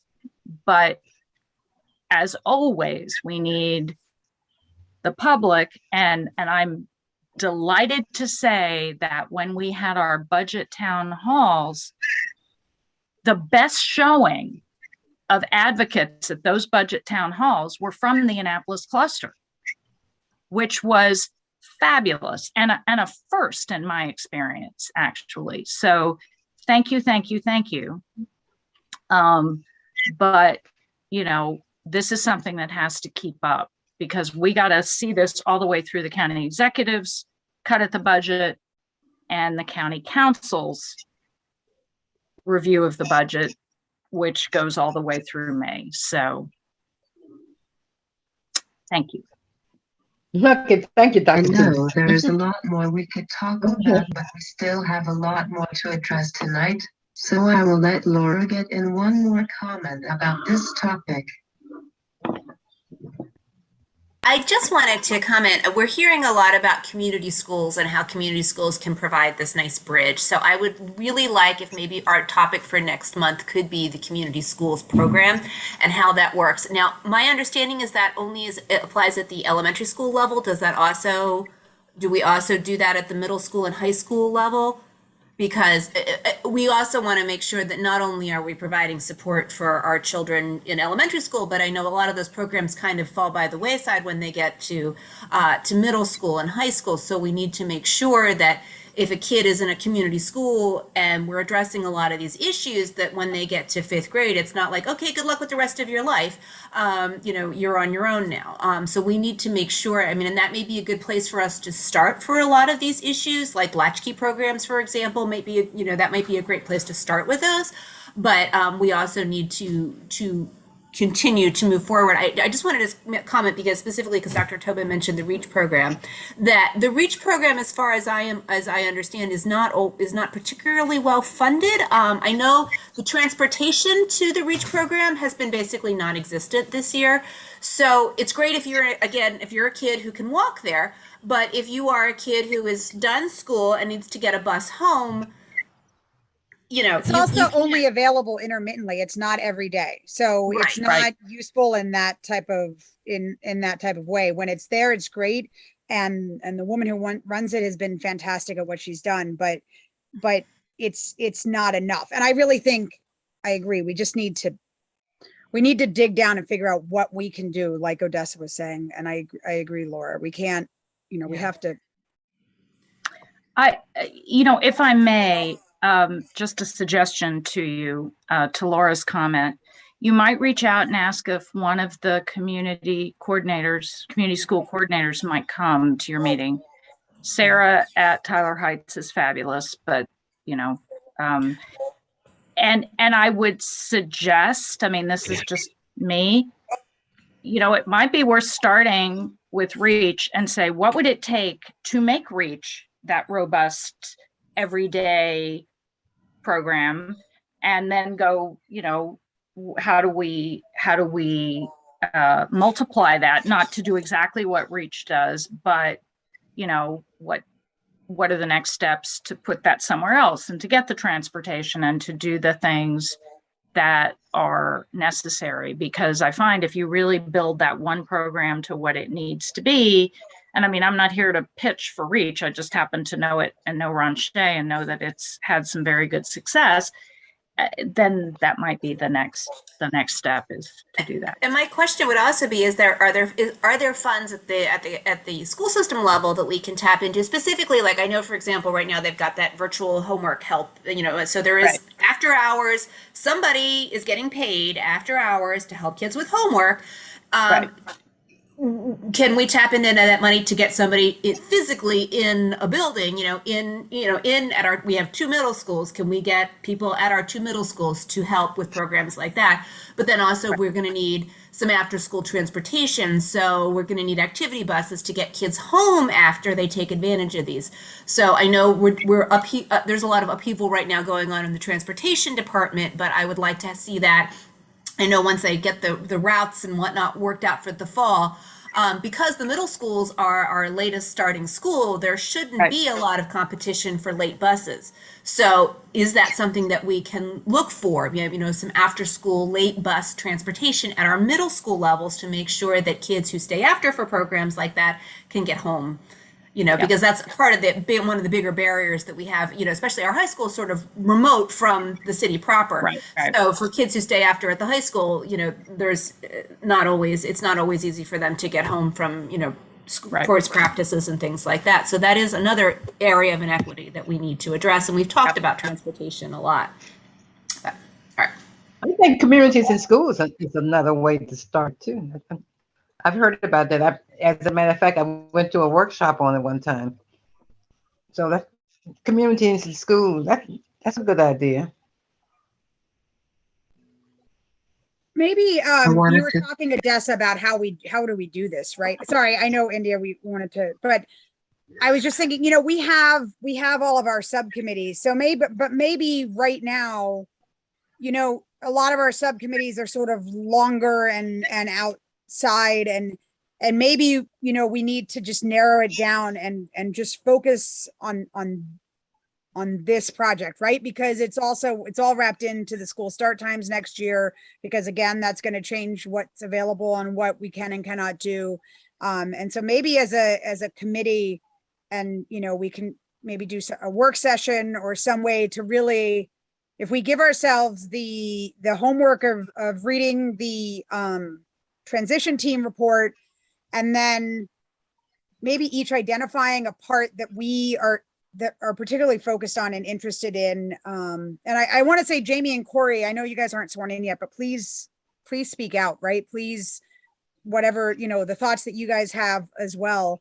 But, and if we can I would actually say, I'd like to have the head of community schools come, not, because the thing about each individual community school is that each director is very different, and each school is very different. And I would really like to hear from the head of community schools. And Joanne, I would hope that you would encourage ACPS. We used to have a lot of really good participation from the school system, and we have not over the past few years. And I would hope, that we can get that, because it's really important, right? It's really important to have that conversation. It's important to have the different links, to have Lieutenant Vaden here, and explaining what it is that she does and what they do.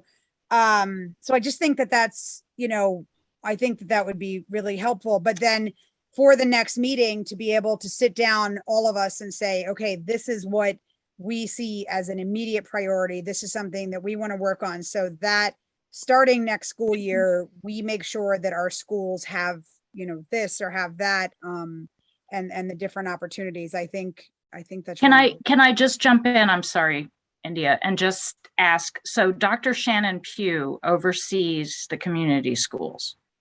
Are you saying you'd like to invite her to the next meeting? So if you could send that email, obviously CC me on it, but to Dr. Pugh, and just invite her. I'm happy to, but she is the one who oversees the community schools. She also is the blueprint coordinator for the district. So she's exceedingly knowledgeable on some of the other policy implications of and implementation implications of blueprint. So. Sounds good to me. I wanted to thank Lieutenant Vaden again. Your feedback and support is so valuable. You all are very welcome. And if there are any other meetings that you would like me to attend, feel free. Just let me know when they are. Before you disconnect, can you just give us to reach the warm line? Is there a different number that folks who are listening at home? There is a different number they should call than 911 if they want to access the warm line. Could you give us that number so that anybody who's watching would have that? Sure, it's 410-768-5522. Thank you. I also wanted to say, for those who are involved in other schools and PTAs and different things, Lieutenant Vaden and her communities and the community services department of the police, Annapolis Police Department, offer a lot of great things. They have come to Eastport and they've done, movies outside. They've come and they brought their hot dogs, which my children ate most of them. And they have they have a food truck that they'll come and bring hot dogs and do other things. And so if, when we're talking about schools without PTAs and schools without funding, that is one of those resources that I'm talking about, right? Like that is having Lieutenant Vaden and having her team come to Georgetown East and put on, be a part of the fun fair. That's what we had them do for Eastport. It was I forget exactly what the event was in the fall, but that was really fantastic. And it's a resource that doesn't cost a lot of money and doesn't require parents. I mean, they set up the whole thing and parents didn't have to do anything. And, for schools that lack in parent participation, that is really helpful. So, those are the type of resources and knowledge. And I don't know, Lieutenant Vaden, if maybe you could send India and then she can send it out to all of us, a list of the different capabilities that you all have, because I know a lot of them, but I'm a dork. And so, but I know a lot of them. I don't even know all of them, but all of the different things, including the fishing camps in the summer and the scholarship program for the high school.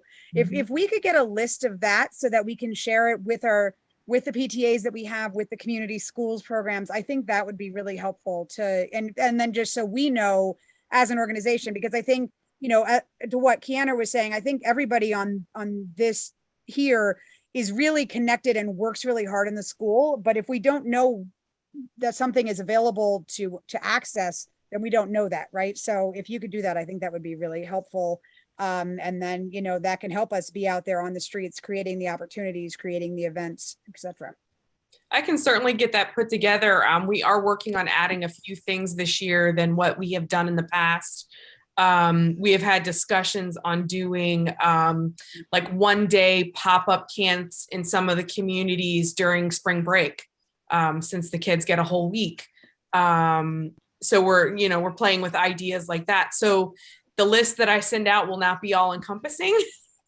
And if certainly there are things that you guys would like to see, or ideas that you have, we are open. And we do a lot. And thankfully, we have a lot of partnerships and generous donors, because we do not get money from the city in the budget to do any of our community outreach programs. Chief Baker, when he was here, developed the Annapolis Police Foundation. So they have been able to fund a lot of the things that we do. And then just the partnerships that we have, that allow us to supply hot dogs at movie nights and popcorn, and, grant funding that bought the movie equipment that we have, as well as the food trailer and a 15-passenger van that we transport the kids in. So yeah, we're always open to new ideas, and I can certainly put that list together. That's great. Thank you. And that's really helpful to know also about that there's no budget. That's not a line item in the budget for funding the community policing part of that. So thank you. Thank you for everything you do. Oh, no problem. Yeah, I was somewhere where you had hot dogs in the movie. I'm trying to remember where it was. It was somehow, but it was very nice. We have been all over the place, and I already have some schools that have reached out to do some in the spring. So we're working on getting more movie nights put on the schedule. Okay, great. Okay, moving on. Next up is an update from the Board of Education member, Dr. Tobin. Already yapped a lot tonight, so I'll try to be really quick here. So just an update on the superintendent search process. We had sent out our RFPs. RFP for a search consultant. The deadline for receiving proposals was February 17th. We've gotten the proposals. The committee is reviewing them. There's a whole group of people from our purchasing department, as well as committee members who are reviewing them, and will make recommendations to the board. Our hope is by the middle of March, we should have our search committee lined up if all our search consultant lined up if all goes well. And we'll be moving forward with that. And then once we have our search consultant, we will be able to lay out what the process will be for public input, stakeholders, etc.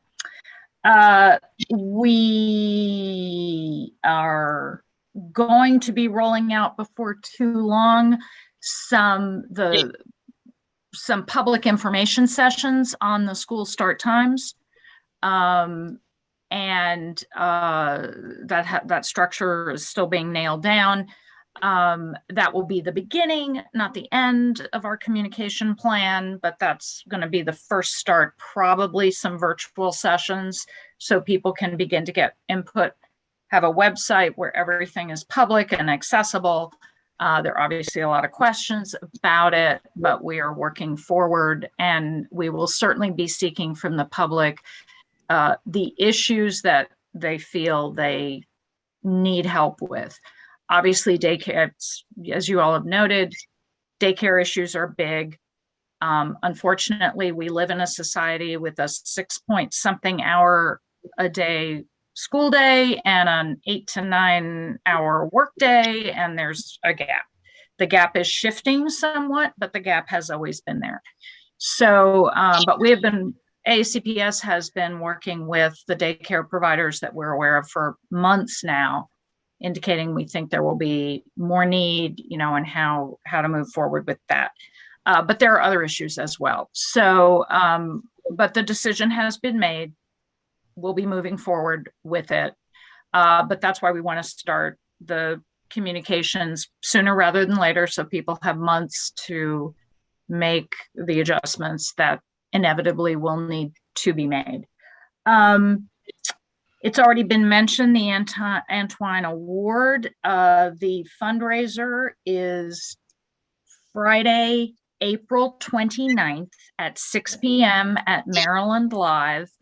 I will be sharing my fundraising page because I'm trying to get people there. And so you can sponsor a table, which includes 4 students, because we want students to attend. So I've undertaken to sponsor a table for students. So that's a $500 sponsorship, and then they go up from there. If there are companies that that might be interested in attending, there are all sorts of things. Once I've got everything together, I'll certainly be putting out on my social media all of that. But this is the first of the kind in the region, possibly the country. And so I think this is a fabulous opportunity. And yes, the budget approval. So I already talked about that. So I think those are the top things I wanted to mention. Any last questions that anybody has for me? Just a question of when do you think those start time town halls, like what month are you envisioning those are? Well, probably sooner rather than later. I mean, certainly we're trying to turn them around right. Oh yeah, absolutely March. Hopefully earlier March rather than later March, but there'll be several. And because they're virtual, they will then be recorded. People can go. I think we're looking at the possibility, we haven't finalized this, but other districts who've done this have done things like this, where folks will have access to a Google document where they can put their questions, which will go up publicly. They will be answered. Those answers will go up publicly on that website, so people can not only get their specific answers, but track all the questions that are being asked, all the answers that are being given, so that information is as accessible as possible to everyone. We are a common question, and a perfectly legitimate question is, we've not had, shall we say, a stellar year in buses and transportation in this district. So how can we possibly do start time changes? Well, the truth is that those two things are unrelated, that the consultant who did Prismatic, who did the initial audit on the transportation department, has continued to work with us. We are continuing to, they're working now on routes, and we are systematically making those routes more and more efficient. So you may have noticed, those of you who are following the budget, we had originally had a placeholder of 32 buses that we had to add to meet the original occupancy issues. That had nothing to do with start times. That was the fact that we were short buses without any change in start times. By the time we got to the budget vote, that had been reduced to 23 buses. When Prismatic first looked at this, we needed 50 extra buses. Okay, so we were at 23 by the time we got to the budget. It is entirely possible, because they're still working, that by the time we get to the county council vote on the budget, that number will be even much lower. So I know this is hard to believe right now, but we have a shot at actually having the most efficient transportation setup next fall that we've ever had, which is kind of shocking to people. I understand in the middle of this year, but there is a big chunk of money in our budget for contractor bus pay raises. We're going to have to fight our way through that with the county council, because we've seen what happened. We need that money if we're going to function in this market and the kind of pay that CDL licensed drivers can command. And so we are continuing to work through that. Again, funding, I said last Wednesday night on that vote that I believe this budget actually represents the real cost of education. I'm doing business. So, that's where we are. There are those on the county council who will not agree with me, but that is my position. So okay. Yeah, that's it for that question. Anything else? I just had a question. Are we moving towards a opt-ins for transportation? We're looking at.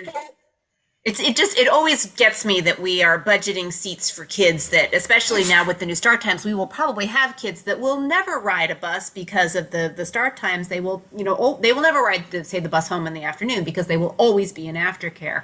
So why are we budgeting seats for those kids when we could be spending that money on, say, I don't know, after school activity buses at the middle schools?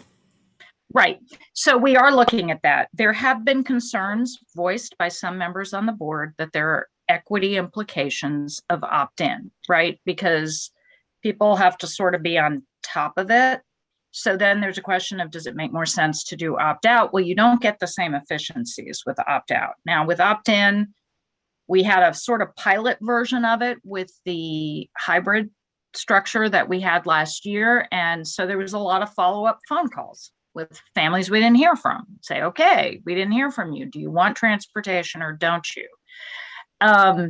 So I don't think we're settled on that yet, because there are those who have raised very serious, as I said, very serious equity concerns around that. What we found, however, talking to other districts that have done this around the country, it does get you efficiencies. There are families who just aren't going to use it.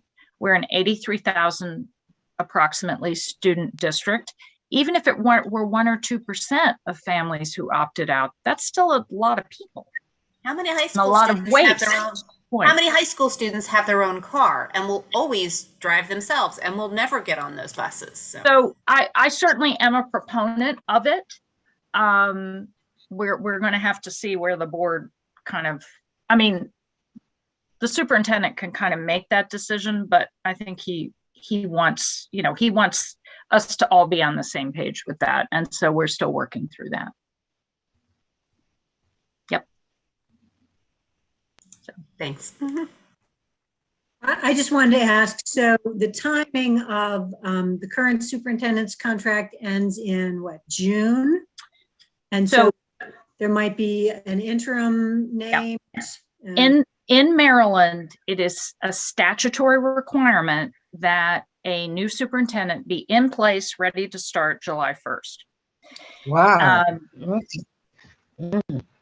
So if you don't have that, you have to appoint an interim. The interim has to be approved by the state board, right?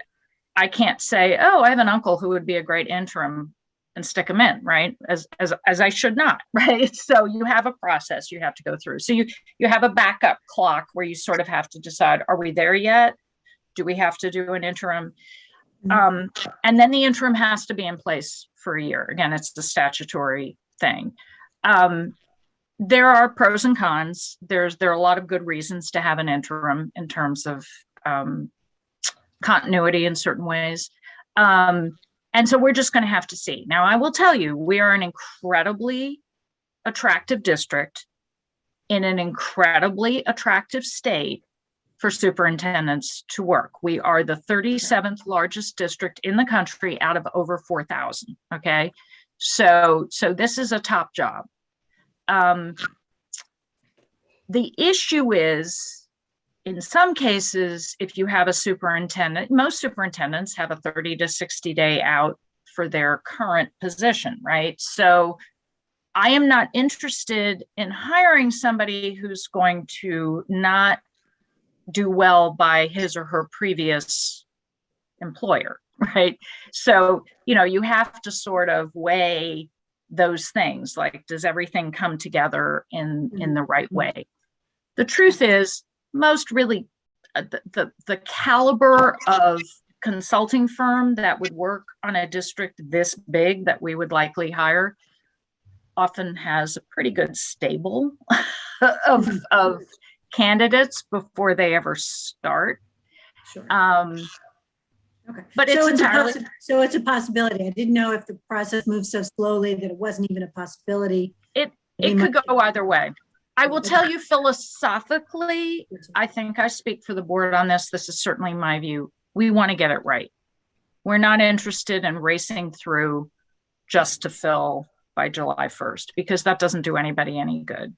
So if it takes some time, it takes some time, because you want to do this right. So, there's some things we're going to have to see how it plays out. But the indications are we should not have trouble finding some very good candidates for this position, doing a nationwide search.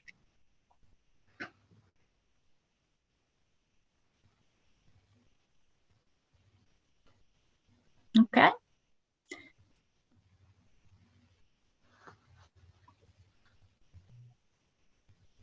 Okay, thank you, Dr. Tobin. Okay, moving to committee updates. Just to save Apologies, time, I have to anything go. that is a priority to share.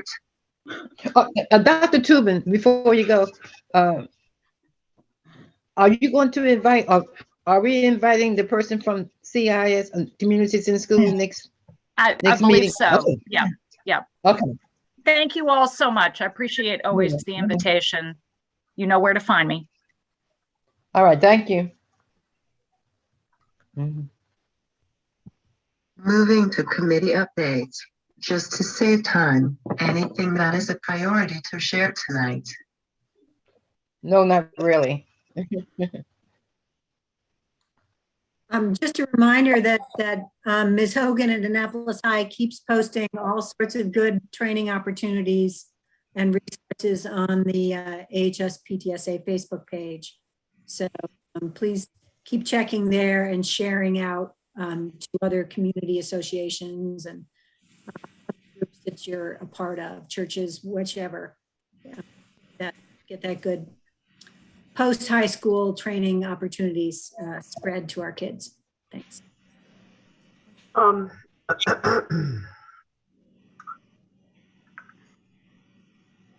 India, I was just wondering if we were going to change the committees, because for instance, like the charter school that Odessa brought up, and Jeff, we had a side meeting, and that just after he found out that the money was not going to be given to us, that they had already had people that they wanted to give money to start charter schools. And I think there were three of us: Sheila, Odessa, Jeff, and I think it was. Odessa, were you on that meeting? Yeah. And Yeah. we decided that, the four of us could not do anything like that. And there didn't seem to be any other interest from the committee. So I was wondering if we should just change that and maybe add the whole thing about maybe get a committee for the after school activities, the things that we've been discussing today, instead of reiterating on that. But Enid, remember Sheila said that she was going to talk to Mr. Dillard from the Alphas? Yeah. She did. Yes, she said she was going to go and talk to Mr. Dillard to see if there was any interest for them, the Alphas, to do a charter school. Mm-hmm. That might also be something that we want to table until the new superintendent is in place, because we're not going to be able to do anything about a charter school or anything until that no one's going to do anything until that leadership change. Mm-hmm. And also just a reminder that Jeff was in charge of the low performance and proficiency levels. So we don't really have anybody to who's leading that.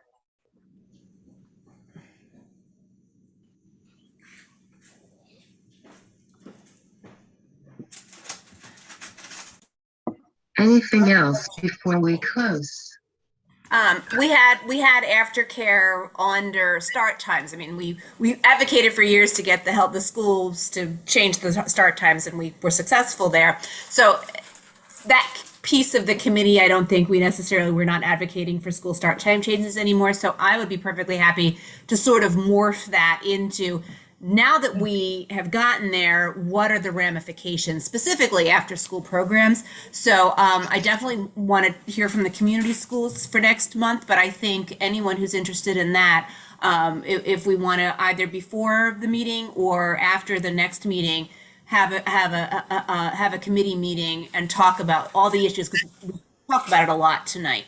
But I think we have really specific questions like latchkey funding. How do we make sure that the kids in Annapolis are getting the latchkey funding? How do we coordinate these different programs? How do we get more, who can fund more money for REACH? Issues like that. So I think I'd be happy to take that on as now sort of morph the school start times into that for the foreseeable future. And anybody who wants to join me is welcome. And one more thing I think we need to look into, and I noticed in the conversation, Annapolis has a lot of money in recreation and sports as far as the Warrior and et cetera. And I remember when I tried last year to just get one of the representatives to come to our meeting, who never showed up. I wrote a letter to his supervisor and never got a response. To me, I think that they can do more partnerships with schools to offer, instead of, just having everything at Pitt Warrior. Half the time you go there, you can't get a room because it's full. Why can't we kind of investigate or ask, someone to come and speak to us about how they could partner with the schools and have some activities in the schools where kids may not be able to go out into other places and have some after school activities and training.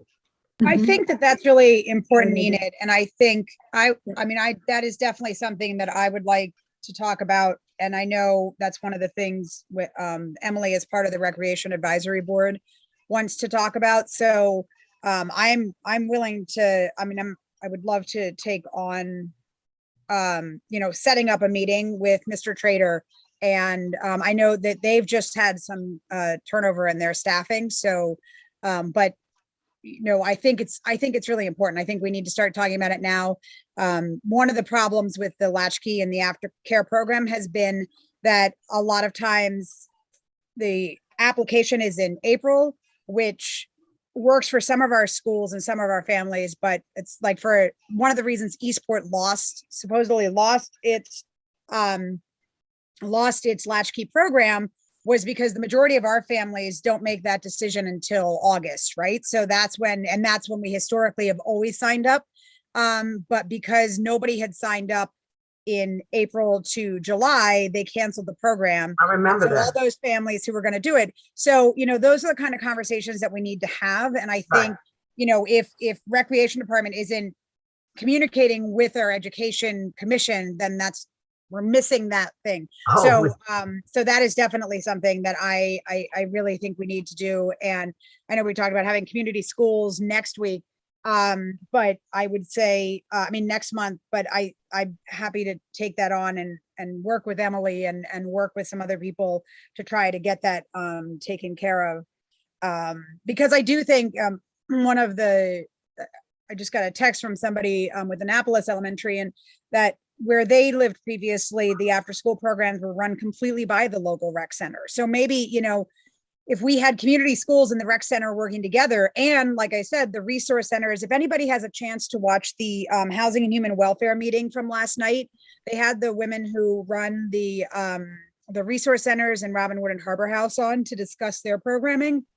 And I think it's really important if you get a chance to watch at least that part of the meeting to see what they offer. Because again, I feel like there's all these missed opportunities that we're having, right? And so it would be more worthwhile for the rec center to have programs if those programs were being populated by kids from our schools. And then that was becoming, it's all intermixed. And if we do it as everything is separate, it's not it won't work out. So that is definitely something that I think is really important. And I know some other people who are really interested in that as well. So Jess, where was that program? Was it on TV or? You can watch it on YouTube. I can send the link out. It's just like us. It's there. Well, not us because it's a city council committee, but it's one of the council. It's a council committee. It was last night and it's on YouTube on the City of Annapolis channel, but I'll send you out the link. But it was really, Okay. it was really interesting. I mean, I live a block from the resource center and I learned a lot about it and the different things. So I understand that you're going to communicate with them sooner, but I would also love to maybe have them as a speaker at our meeting. If we do community schools next month, maybe the following month we could have Parks and Rec come, because I think that would be another really good thing for the folks that are watching, to make sure that they're aware of the programs that are real and how they can advocate if they see a need that's not being met. I agree. There's a problem with accountability. As you know, we invited them to one meeting. They did not show. He said he forgot. I invited them again. Never showed up. I wrote a letter, said, okay, said you can't come. This is what we need. Can you send me a letter? Didn't get it. Sent the letter to the supervisor. No response. I think that's sad. Our kids really need that. And we, here we are, an education commission of the city that you're hired by. Right. No accountability. But you didn't invite Archie though, did you, Enid? No, I didn't invite him to the meeting, but he was well aware of it. Okay, so maybe we can invite him. I'd love to see that. Okay. Janet. I just wanted to add one more thing in the career path, some committee realm. I finally heard back from the counseling department of Annapolis High School with all the contacts for the enlisted recruiting officers for Army, Navy, Coast Guard, Marines, etc. So I will send that around to the rest of the education committee so that you can disperse that to your communities. You can disperse that to PTAs. If your kid's in middle school and wants to talk, and the parent wants to talk to someone about what should my kid take in high school if he wants to pursue this, or what are the envisioning the pathways. So I finally have that current information, and I will send it around.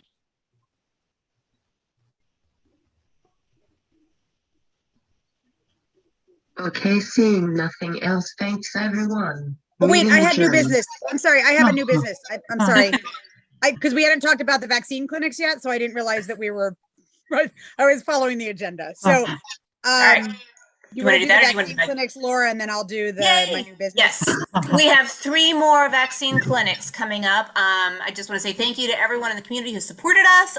We've been doing great. Like we have anywhere between, I think the lowest turnout we've had for any of our clinics was 93, but mostly we've had over 100 people showing up at each clinic and have been giving a lot of first shots. I know at the last one we had at Annapolis Middle School, I think we had 40 people who got their first dose.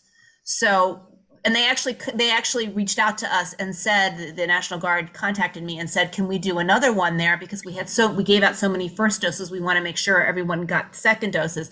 And they commented that they were really impressed with the turnout that we've gotten. So please continue to post information and share it within your communities to anyone who needs it. We have 3 more clinics coming up. We have one this Friday evening, or from 3 to 7 at the Stanton Center. We have another one coming up in Eastport on next Sunday, March 6th. And then the following day, we have one another one at Annapolis Middle School. Oh, thank you, Jess. So, and they're terrific. The National Guard shows up. They do everything. They take care of all the paperwork and do the do all the give the doses and whatnot. But they also are providing us with translators, which have been wonderful. So we have support for folks that are. We have I think a lot of our Hispanic community has had issues trying to get through the many screens required to fill out information to get the shots through the county. So, and also through private pharmacies, because I know they're just as onerous. So it's been wonderful to have them. They are phenomenal. And I think the last of the one we had at Annapolis Middle, we actually had an Afghani refugee family. And one of the translators was able to speak Farsi and was able to communicate with them, which was awesome. So they're just phenomenal. The National Guard team that they've been sending, we have different teams each time, but they've all been wonderful.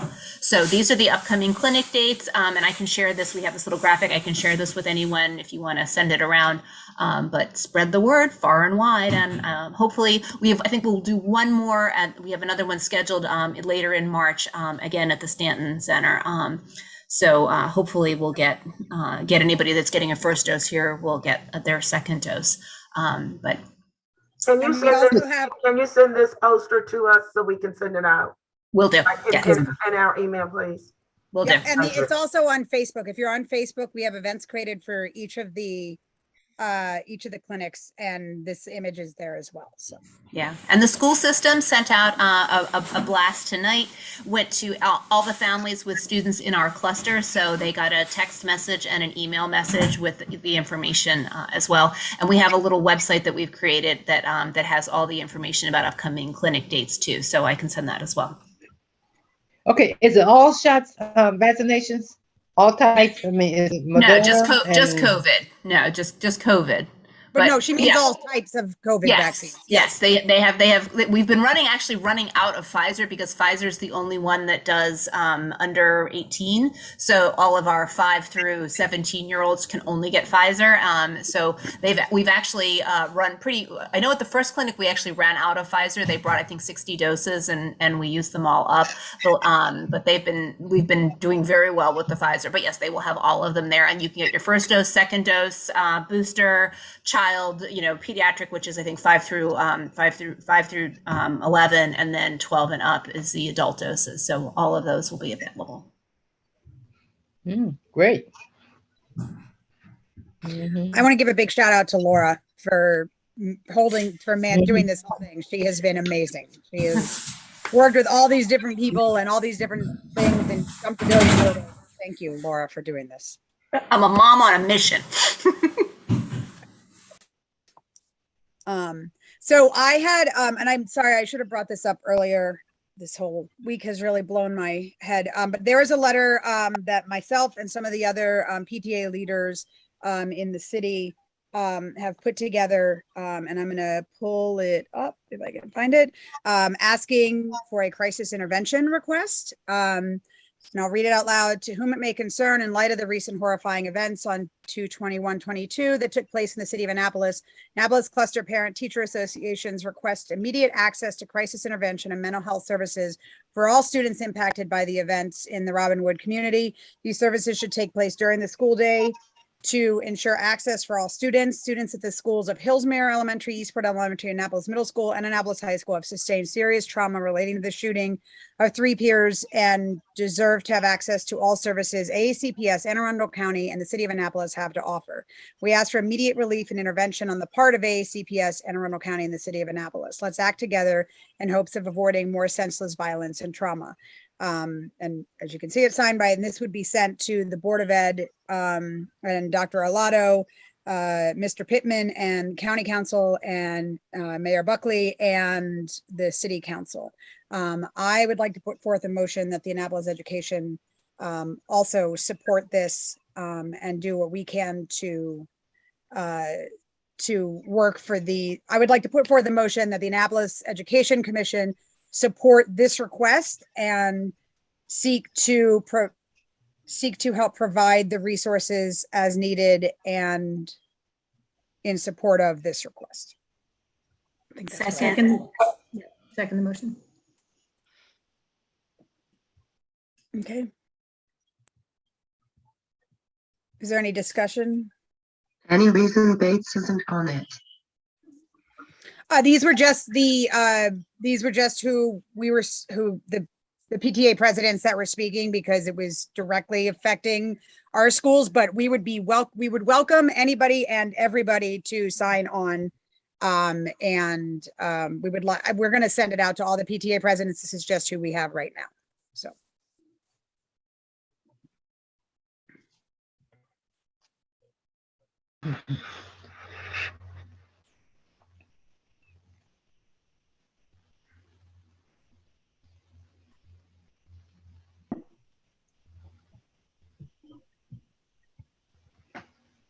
India, do you do that, or do I need to, or Laura? For magnet kids who live there. It's true. Sorry. Yes, you're right. That's true. That's a great point. What was the comment? I couldn't understand. That I hadn't taken into account the magnet kids who live in the communities that were directly affected. So I will send this to Jay and to all of the other PTA presidents that we have. It was, you know how things go quickly. It was a last minute thing. So. Yes, agree. It should go cluster wide. It's a great effort. Thank you, Jess, for pulling that together. It was a group effort. Yes, thank you. So, how's the faculty doing, the teachers and all that? Everybody's doing, how are they taking all of this? It has to be stressful for the teachers too. That's a good point. Maybe students and staff. It is stressful for the teachers. I mean, I know the teachers that I've spoken with, these are kids that they love, the ones that were injured are kids that they know and they love. And it's difficult, I think, seeing your community as a whole. I am so grateful for the teachers that we have at Eastport and Annapolis Middle, and Annapolis High School and I mean, I don't know the teachers at East Hillsmere, but in my particular world, I'm so grateful for all the things that they're handling and dealing with this year, and then to deal with this on top of it. And then, obviously the shooting 2 weeks ago.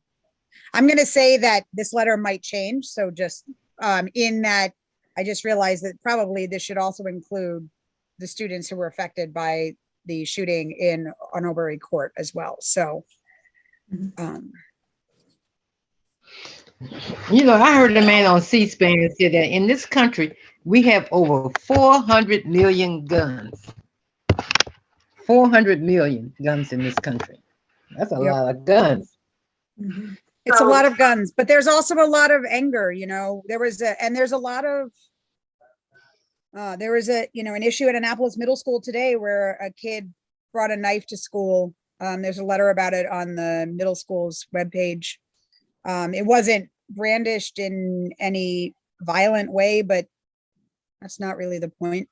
I mean, it is, we're lucky that it wasn't, but there's a lot going on right now. There's guns, there's anger, there's social, disruption, and We can't. Stress. Economic stress. We can't just pretend it's not happening and hope it's not happening, right? We need to say, take the bull by the horns and deal with this and discuss it. And, you know, I know that there is a general feeling or consensus, at least prior, is to sort of, again, as I talked about earlier, to wait till somebody asks for help. But I don't think that I know has been the school system's preferred method, because there is a line of thought that you don't want to bring up a stress that the kids haven't thought about. But I think in this, you know, where we are in this situation and where we are in our community and in this pandemic and everything else, I think whether it's, you know, this week's shootings or 2 weeks ago shootings or whatever other stressors people are facing, I think it's important to say to kids, hey, we're here and we're here to help and we're here to listen, and we can't wait for them to say, I need help, because right now I need help may end up being something that's it's not the words I need help, it's an action that's dangerous to themselves and others. So just you had a motion on the floor and it was second. Yes. So we need to, because it is almost 8:30, so we need to get back to the motion. Yep. We calling the roll.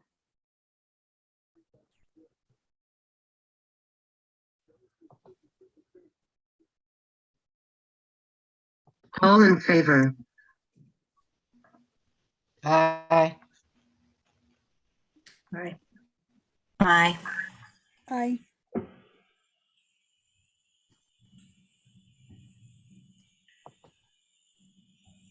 Motion passes. Thank you all. Thank you, Jess. Anything else? I make a motion that the meeting be adjourned. Second. All right. Good night, everybody.